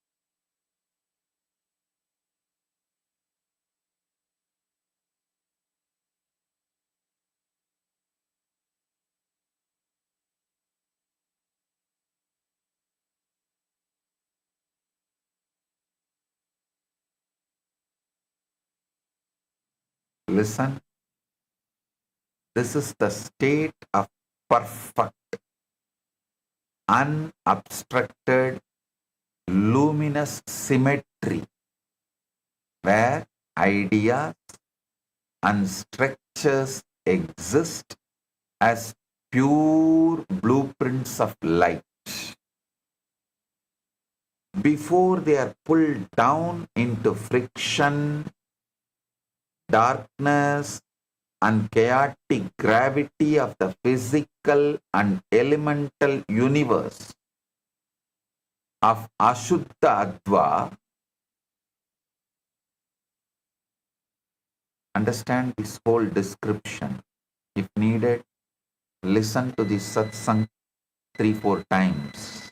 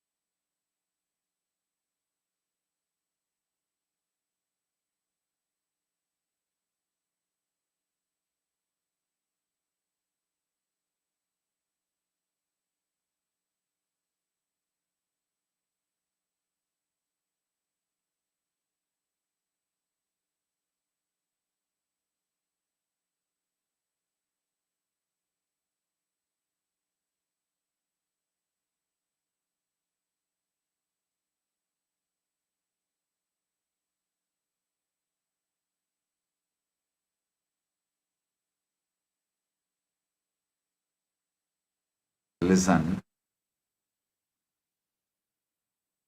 a small story. Man was dying of thirst in the middle of the desert. He stumbled upon a small pool of water. He drank from it and immediately felt better. But then he looked around and saw that the pool was actually connected.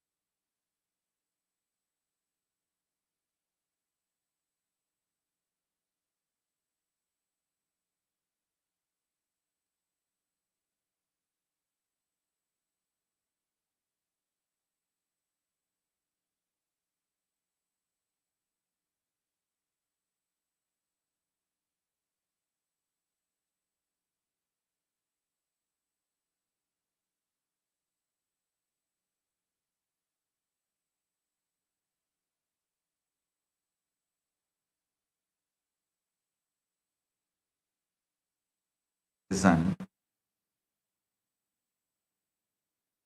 I was narrating a small story. Sorry for the technical glitch. I'll repeat.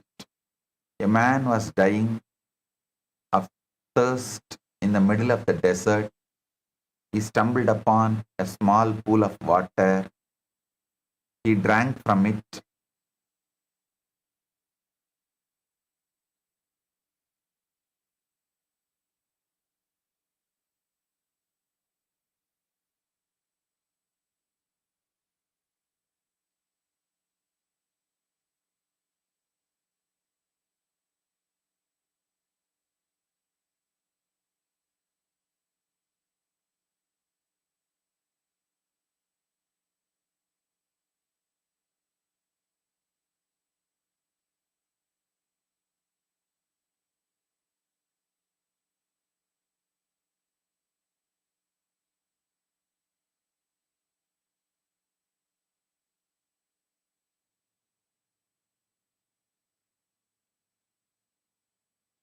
Listen, a man was dying of thirst in the middle of the desert.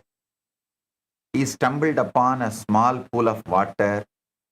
He drank from it and immediately felt better. But then he looked around and saw that the pool was actually connected to an underground river that flowed into the ocean. The ocean was just a few miles away. He was shocked. I was dying of thirst in the desert and the ocean was just few miles away.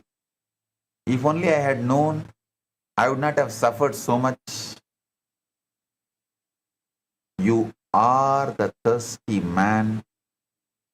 The desert is the material world where you feel dry, empty and separate. Ocean is Paramashiva, infinite, everywhere, always available. But you have been drinking from small pools, tiny moments of happiness, brief pleasures, temporary satisfactions.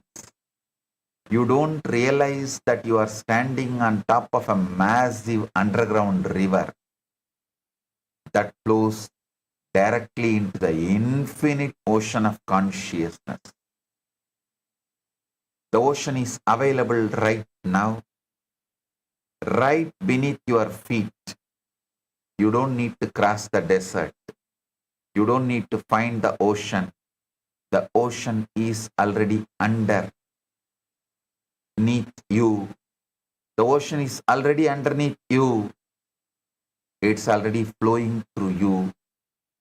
You just need to dig. The advas are the digging. The help you need actually is just knowledge of the Advas.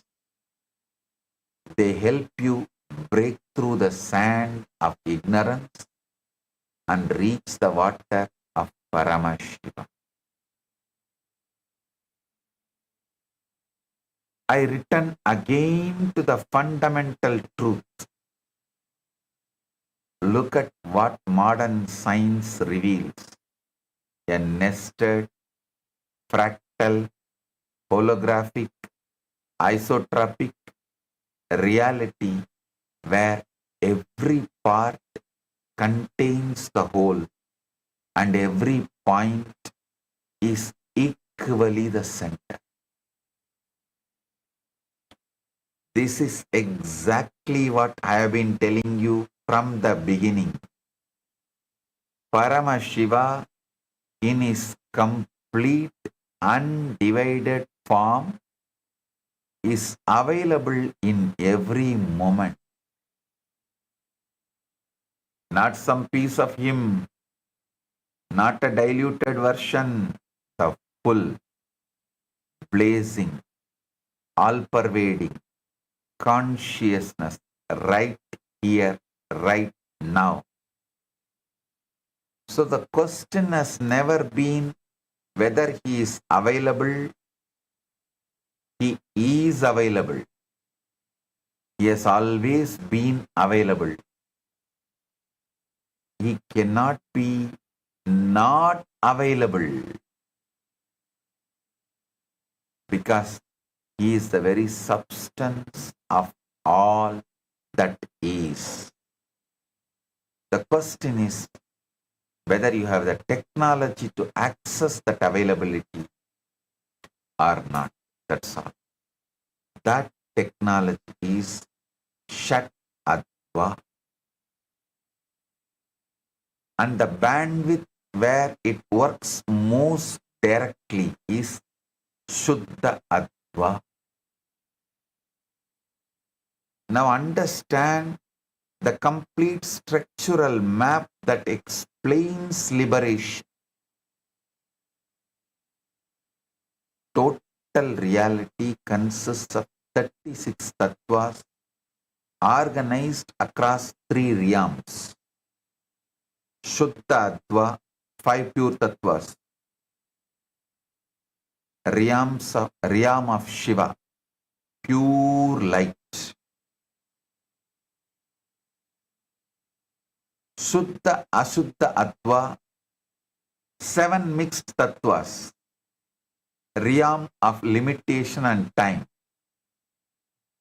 Ashuddha Adva, 24 pure tattvas, realm of mind, senses and matter. The lower 31 tattvas, 24 impure plus 7 mixed.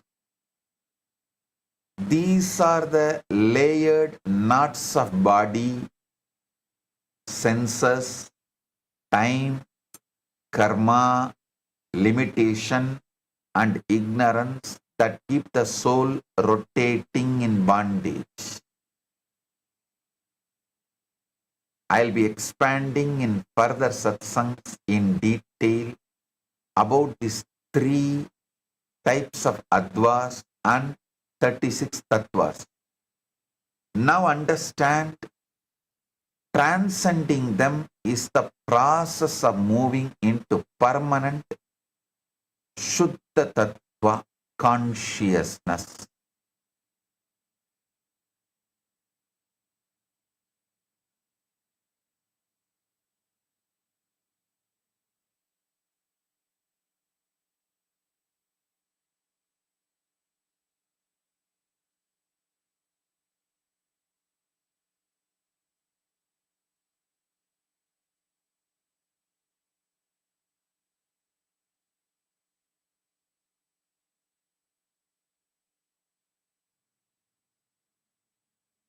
A beautiful lotus flower grew in a muddy pond. The lotus was pure, white, fragrant, untouched by the mud, despite growing from it. A traveler saw the lotus and asked, "How can you be so pure when you grow from such mud?" The lotus replied, "The mud is where I grow, but it is not what I am. I am the lotus. The mud nourishes me, but I transcend it. I reach towards the sunlight, not the mud." Ashuddha Adva is the mud, the 24 impure tattvas of body, senses and matter.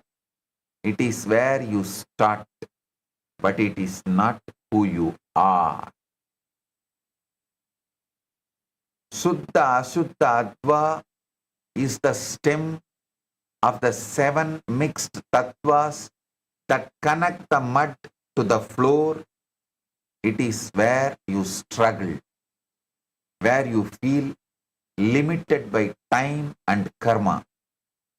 Suddha Adva is the lotus. The 5 pure tattvas of Shiva consciousness. It is where you bloom. It is where you are pure, untainted and luminous. You are the lotus. You may be growing in the mud of the material world. You may be pushing through the stem of the time and karma, but your ultimate nature is the flower, pure, fragrant and reaching towards the light. The lotus does not become the flower. It is already is the flower, just waiting to bloom. Similarly, you don't become Paramashiva. You are already are Paramashiva. You already are Paramashiva, just waiting to recognize it.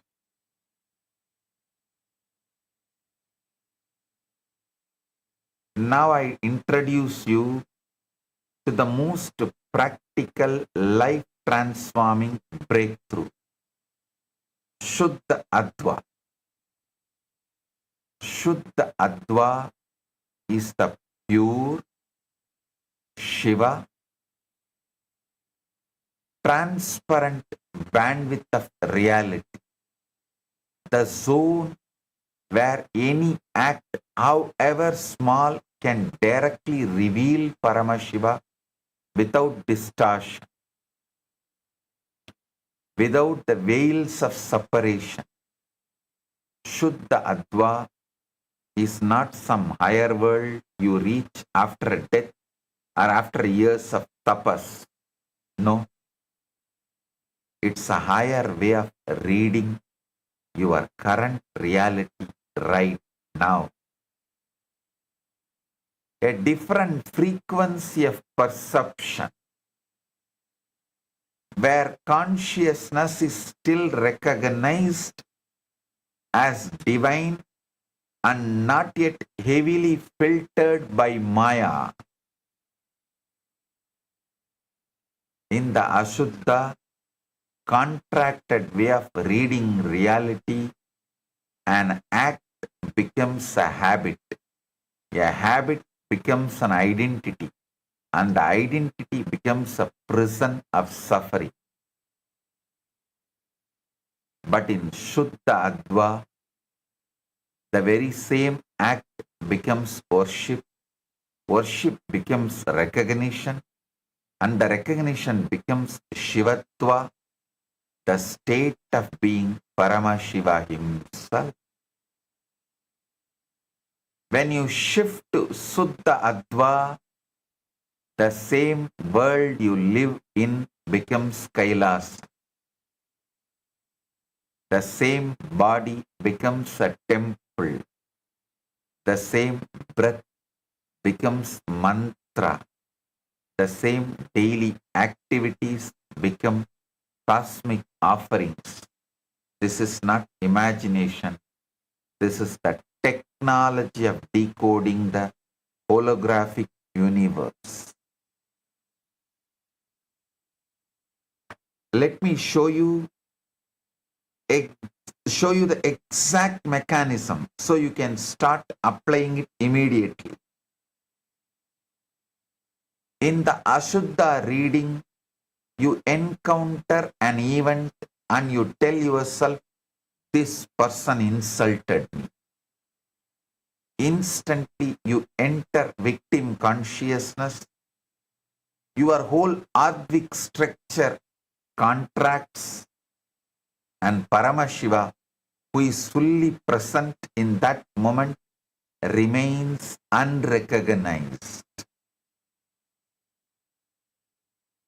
But in the Shuddha Adva, reading the exact same event, you recognize Paramashiva is showing me exactly where I am still contracted so I can grow beyond it. Or Paramashiva has closed this door to open the right door. His divine intelligence is guiding me. Suddenly, the same event becomes a direct communication with the divine. In Shuddha Adva, every Varna vibrates with Shiva, recognition. Every mantra becomes his voice speaking inside you. Every pada becomes a revelation of his cosmic meaning. Every kala becomes the flow of his Shakti. Every tattva becomes his living principle. Every bhuvana becomes his world saturated with his presence. The whole Advik structure points back to Paramashiva instead of away from him. A small story. Two men in the storm. A great storm destroyed a village. Two men survived. The first man sat in the ruins and wept. Why did this happen to me? The gods have abandoned me. My life is ruined. The second man sat in the ruins and prayed, Lord, you have given me this challenge. What do you want me to learn? How can I grow through this? What seeds of new life are hidden in these ashes? Years passed. The first man remained bitter and poor. The second man built a new village stronger than the first and became its leader. Someone asked the second man, how did you rebuild so quickly? He replied, the storm took my houses, but it did not take my God.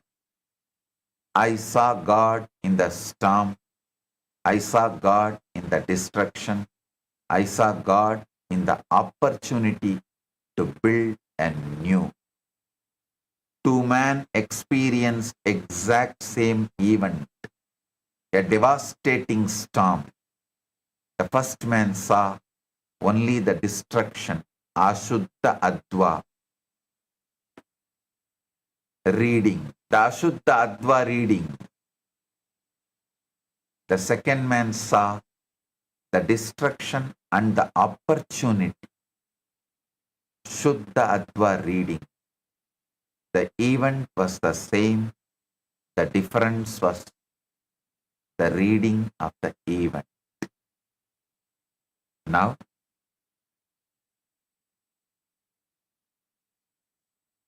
I am repeating this truth from a different angle so it penetrates you completely. Paramashiva is available in every moment of your life. Not just when you are in temple, but in your kitchen, in your office, in the middle of a crisis, in the peak of joy, in the most ordinary breath. He is always here, always in his full totality. He is not sitting somewhere waiting for you to become pure enough or to finish some long sadhana. He is here right now because the holographic nature of reality means the infinite whole is present in every part, and you are that part, and this moment is that part. Every breath you take is a compressed cosmos containing the complete Paramashiva. Every thought is a capsule of his intelligence. Every act is a potential doorway to total liberation. You do not need another universe. You need awakened Advik Vish.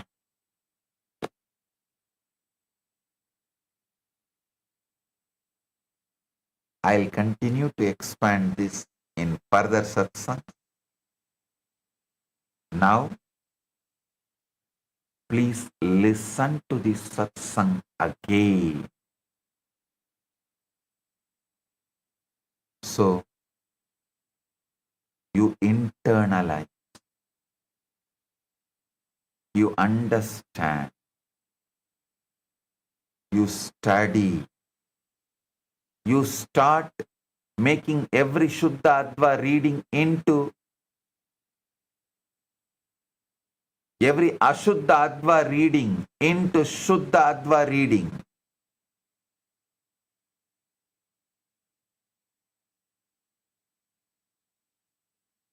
Whenever things happen in your life, anything happening in your life, even now, instead of doing Ashuddha Adva reading of this moment, do Shuddha Adva reading of this moment.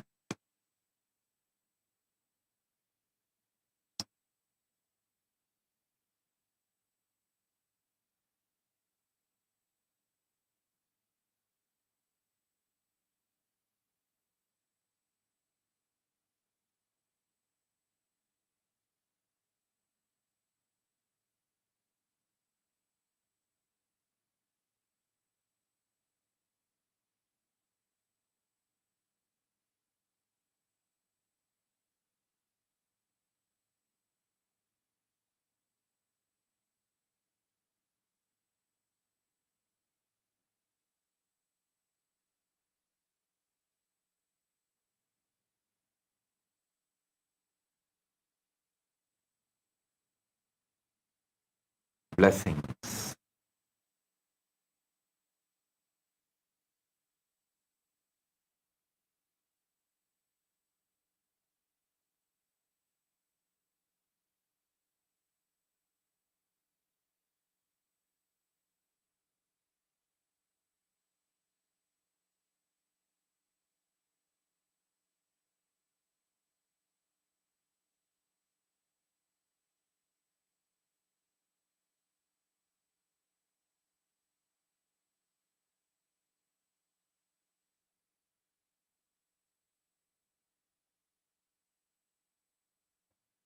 Two beautiful digital gifts for all of you.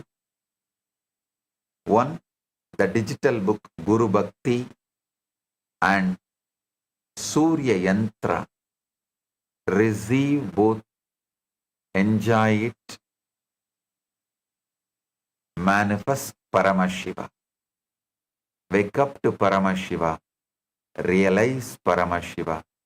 With this, I bless you all with Paramadvaita. Paramashivoham.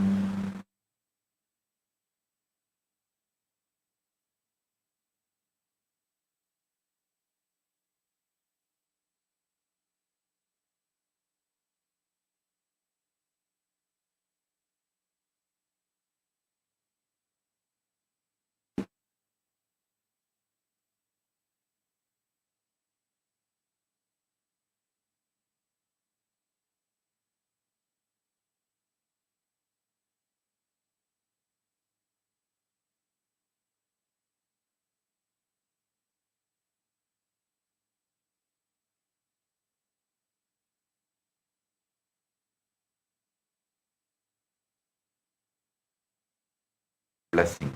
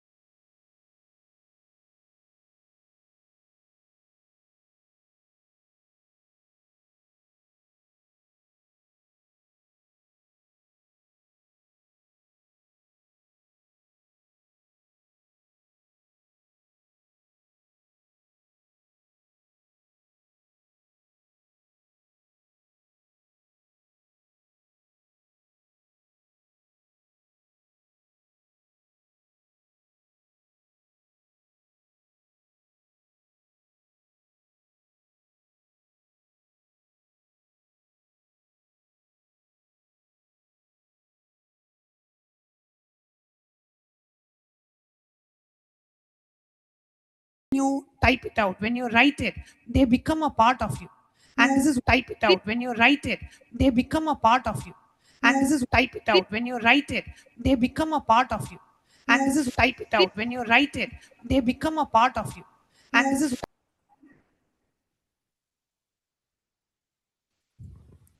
And that's one of the powerful techniques Swamiji gave for Ekasanta Grahya. He says, just listen to the satsang, and after the satsang, whatever comes up in you, just keep writing, just keep writing. So, as a part, as a way to practice that Ekasanta Grahya, being able to just receive, just listening to it once, being able to imbibe it completely, right after the satsang.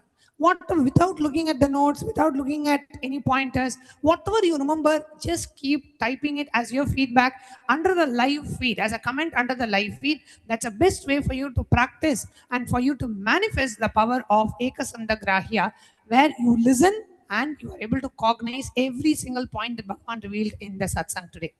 So that being said, we'll now be doing entering into a very quick round of power manifestation, because anytime you receive these tools, anytime you sit in the presence of Swamiji, today literally it was almost 2.5 hours, we got to experience that live presence of Swamiji. So we are all pregnant with that super conscious energy of the avatar. Now let's use it to manifest these powers. Yes. So today for all the participants, today we are going to be manifesting the power of remote vision.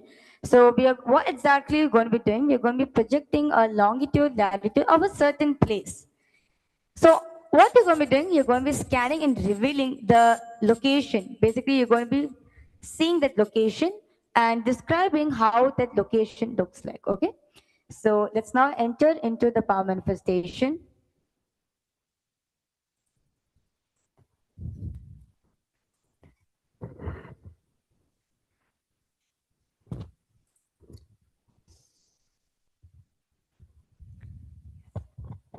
So the Shastra Pramana of this power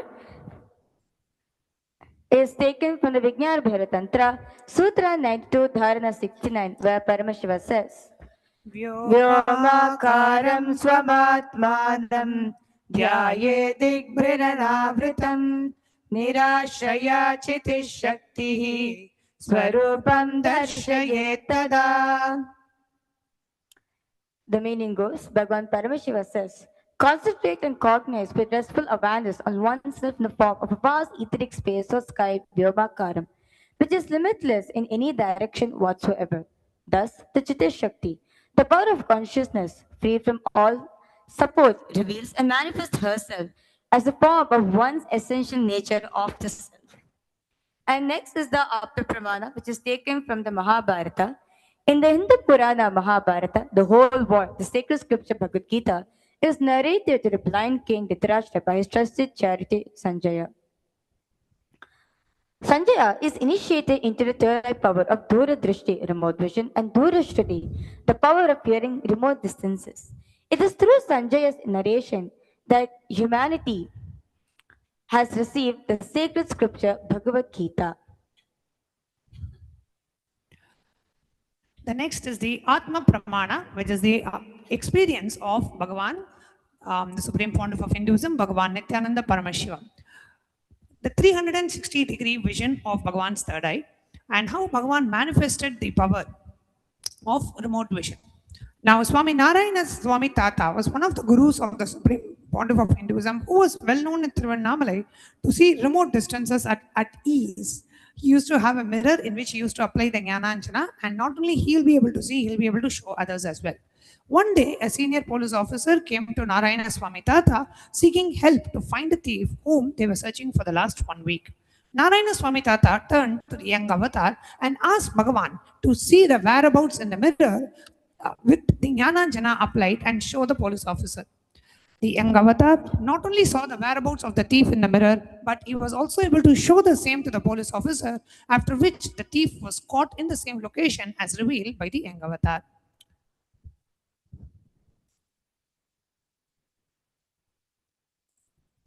Now we will be entering into the power of remote vision.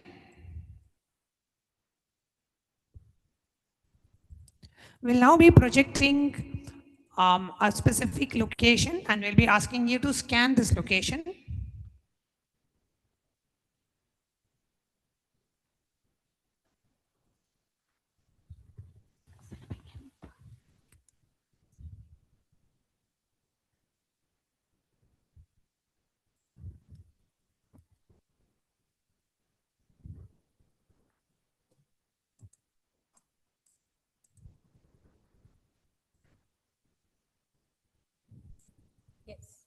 So let's all start for a power manifestation. So I request all the viewers and all the participants to please.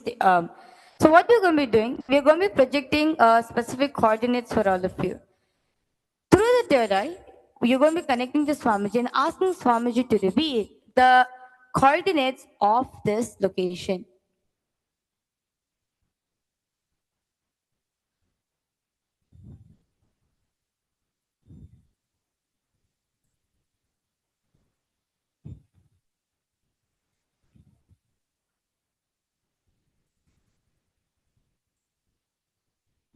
Yes. So now, the first run for all of you, I request all the viewers and all the participants to please start the manifestation. So the question for all of you is, the latitude is 12.4634, and so that's the latitude, and the longitude is 53.8237.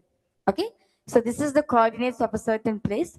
So I request all of you now to please connect to Swamiji. Let's all sit with your head taken spine in a straight line. Remember Swamiji in your third eye.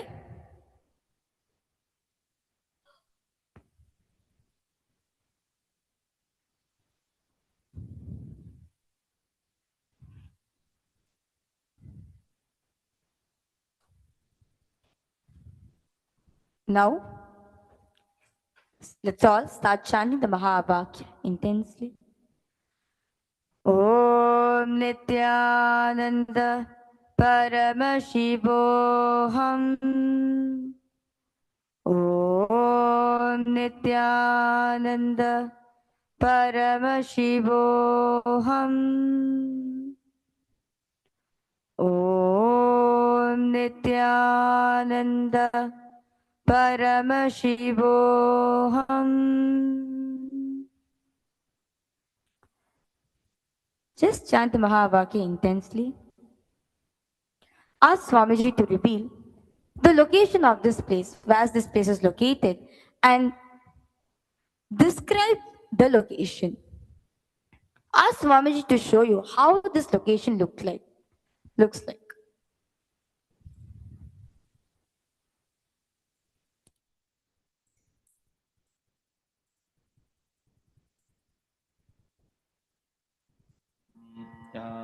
Nithyananda Paramashivoham. Om Nithyananda Paramashivoham. Om Nithyananda Paramashivoham. Om Nithyananda Paramashivoham.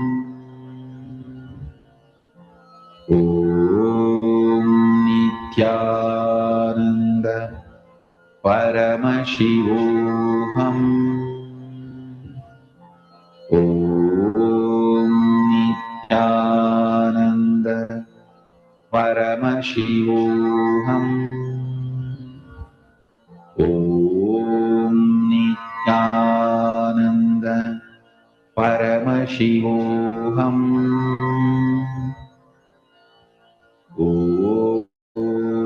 Nithyananda Paramashivoham.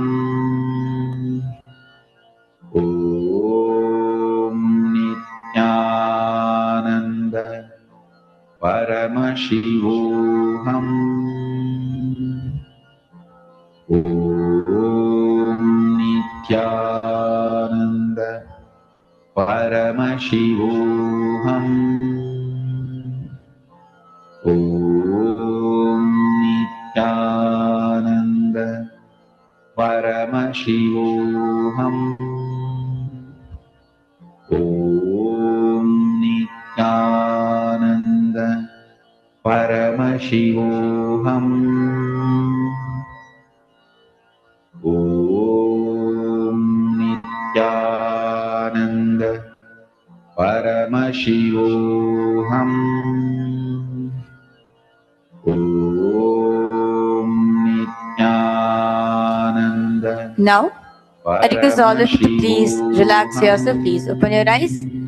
I request all of you now to please post in the chat section what did Swamiji reveal for all of you. So all the participants in Kailasa Guinea-Bissau, I request all of you to please share what did Swamiji reveal to you about this place.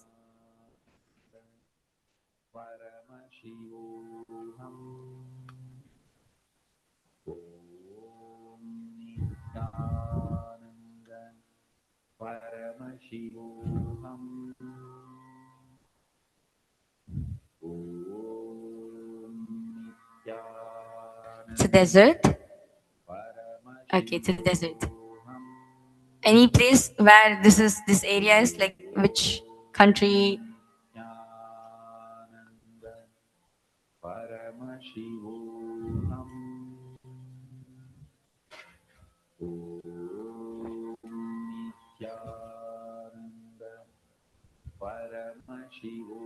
Morocco. Okay. Anyone else?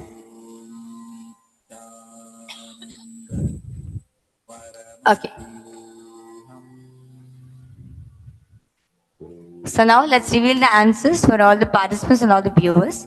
So basically, this is the Socotra, the dragon's blood trees. So this is located in Socotra Island in Yemen.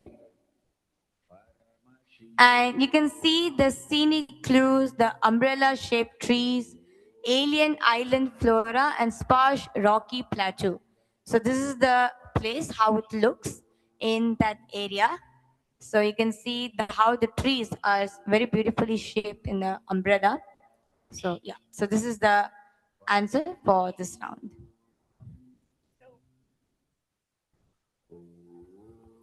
So whoever got a place like an island or trees being able to see there, or some flora or a rocky plateau, or a place somewhere near Yemen, if you got any of these right, then you have manifested this particular round. Okay, so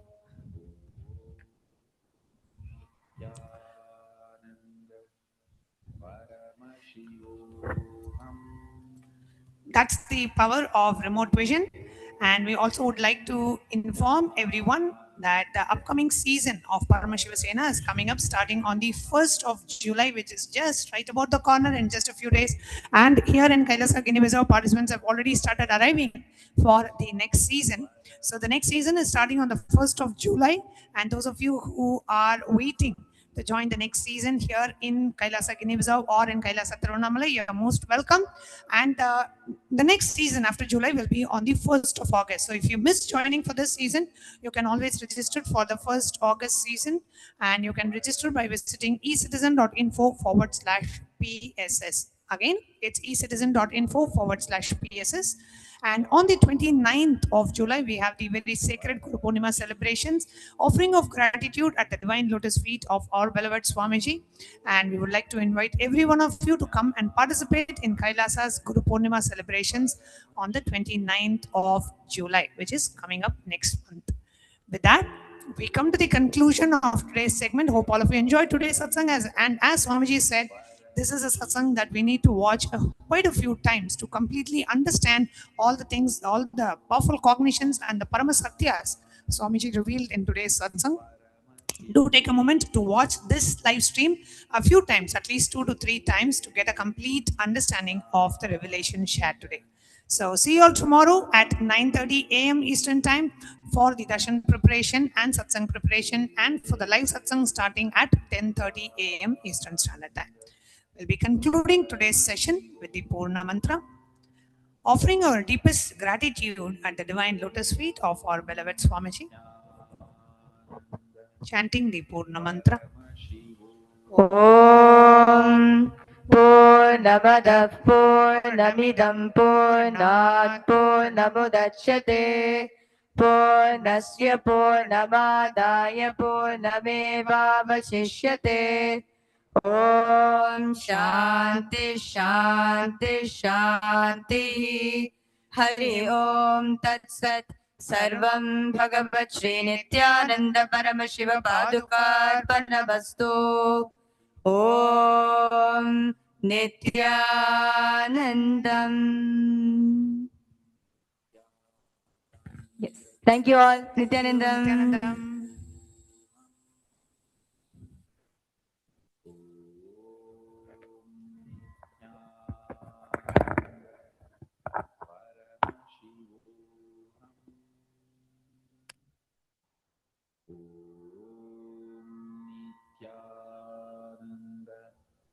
Paramashivam. Om Nithyananda. Paramashivam. Om Nithyananda.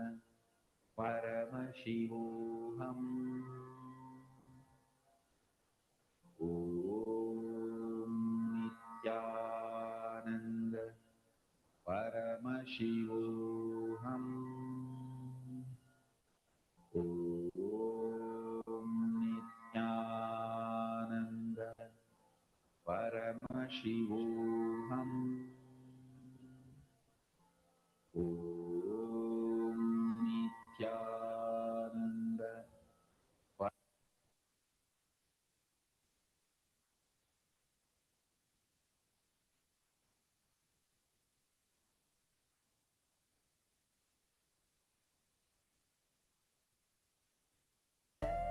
I've been learning the yoga from other sources previously, but the Swamiji's yoga is the only place from all the source is really different. Also enjoying the pure vegetarian, organic, sattvic foods. This actual yoga makes my body more flexible, and Swamiji is teaching me what is intensity, what is integrity, and what is discipline. Before coming, I twisted my left wrist during basketball game, and I barely can use my left hand. After few training, my hand can sustain my body weight, and now everything looks normal for my left hand. Starting early in the morning with some yoga to move the body, then puja to move the spirit, then these talks that really dive into my subconscious mind to really get into these root patterns of my life and to really release that emotional charge once and for all for my being. In day 28, I am complete. The biggest breakthroughs for me were like completion with my social circle, like my parents and relationships. So I really felt deep healing experiences. Also, I kind of manifested different powers. For example, I could do remote vision. Another thing that I manifested was body scanning. I would say the last thing that really touched me was how everything is so kind of personal. The whole experience, like people really attend to you, they care about you. You're not just a number in a program, but you're treated like a real being. So I really appreciate that. Everybody has wonderful breakthroughs and experiences. Life-changing process once you have joined. I would recommend this to anyone who wants to make a big shift in his life, a big change. Not even just like growth, but for personal transformation and breakthroughs, because this program just brings you to the next level. If anybody is just tired of being tired and wants to do something new in his life, I encourage you to come and try PSS. Make it happen for your life. You're not gonna regret it. You're gonna love it and you're gonna do it for yourself.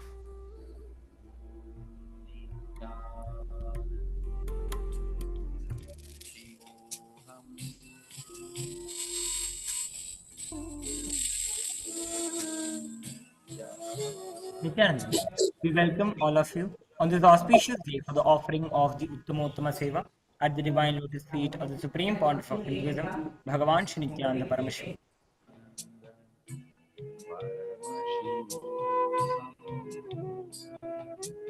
We request all the participants to please be seated with their head, neck and spine in a straight line. Remember Swamiji in your Ananda Gandha. As we now begin with the Sadguru Vandana.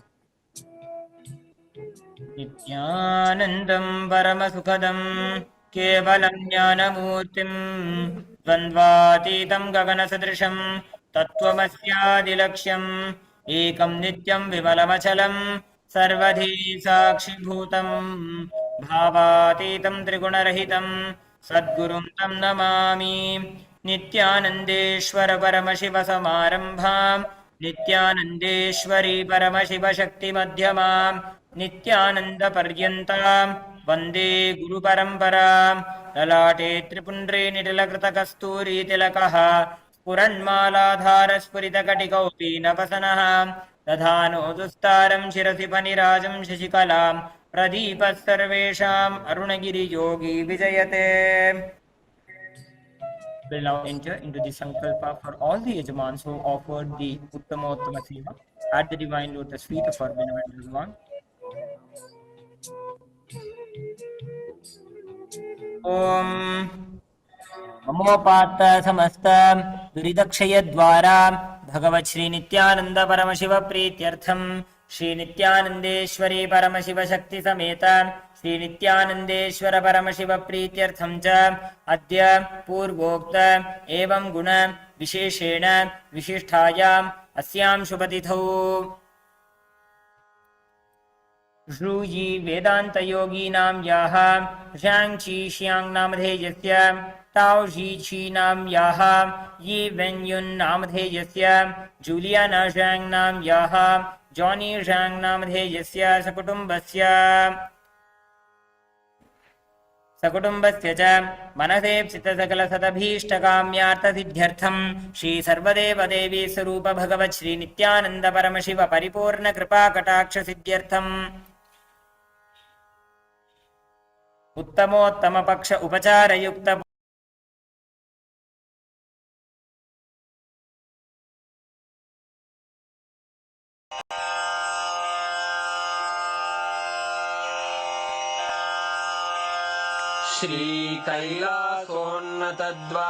श्रीकैलासोन्नतद्वादशान्तश्यामला पीठारूढ श्रीमीनाक्षि सुन्दरेश्वरा भिन्नस्वरूप परशिवपुत्र रत्न कुमार गुरुमण्यतुल्यावतार श्रीपार्वती स्तन्यपानलब्ध दिव्यज्ञान विश्रुत सकल निगमागम सारभूत द्राविड वेद प्रवक्त्रे श्रीमत्परमशिव करुणा समधिगत मुक्तामय चतुरश्रयान गीयमान छत्र चामर श्रीचिह्न काहलादि समस्त बिरदावल्यलङ्कृत ज्ञान विज्ञान चक्रवर्ती सर्वजन संघ सद्यो निर्वाण दीक्षा व्ययापवर्गवर्ष विश्राण जीमूत परमत कलभ केसरी शैव सिद्धांत स्थापनाचार्य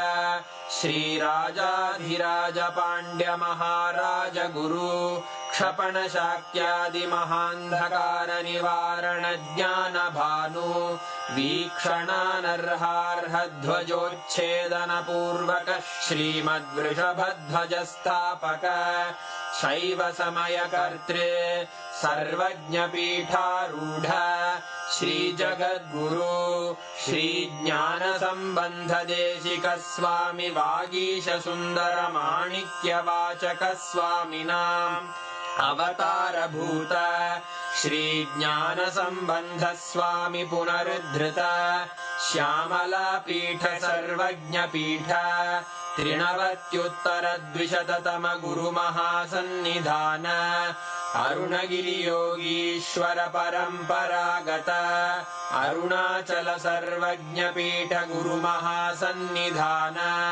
कैलास परंपरागत कांची कैलास सर्वज्ञ पीठ त्रयस्त्रिंशदुत्तर द्विशततम गुरु महासन्निधान नित्योत्सव नित्य मंगल नित्य कल्याण नित्य रजित कैलास परंपरागत आदि कैलास नित्यानंद पीठ महासंस्थान महासिंहासन पीठ कर्तः साक्षात् श्री परमशिव समुद्भूत कैलास परंपरागत वैवस्वत मनु इक्ष्वाकु हरिश्चंद्र भगीरथ श्रीरामचंद्र शूरसेन इत्यादि अनवच्छिन्न सार्वभौम चक्रवर्ती परंपरागत चतुष्षष्टि योगिनी मंडित चतुष्षष्टि संप्रदाय प्रवर्तक मनुधर्म शासन सूर्यवंश प्राप्त सर्वज्ञपीठ सुरांगी साम्राज्य मूर्धाभिषिक्त चूडामणे साक्षात् श्री परमशिव समुद्भूत कपिल महागुरु पुनरुद्धृत महानिर्वाणि पीठ अष्टोत्तर सहस्र श्री महामंडलेश्वर साक्षात् श्री परमशिव सिंहासनाभिषिक्त समस्त गणनायक श्री महागणपति समारंभ अनवच्छिन्न पीठाधीश्वर गुरु परंपरा प्राप्त अटल पीठ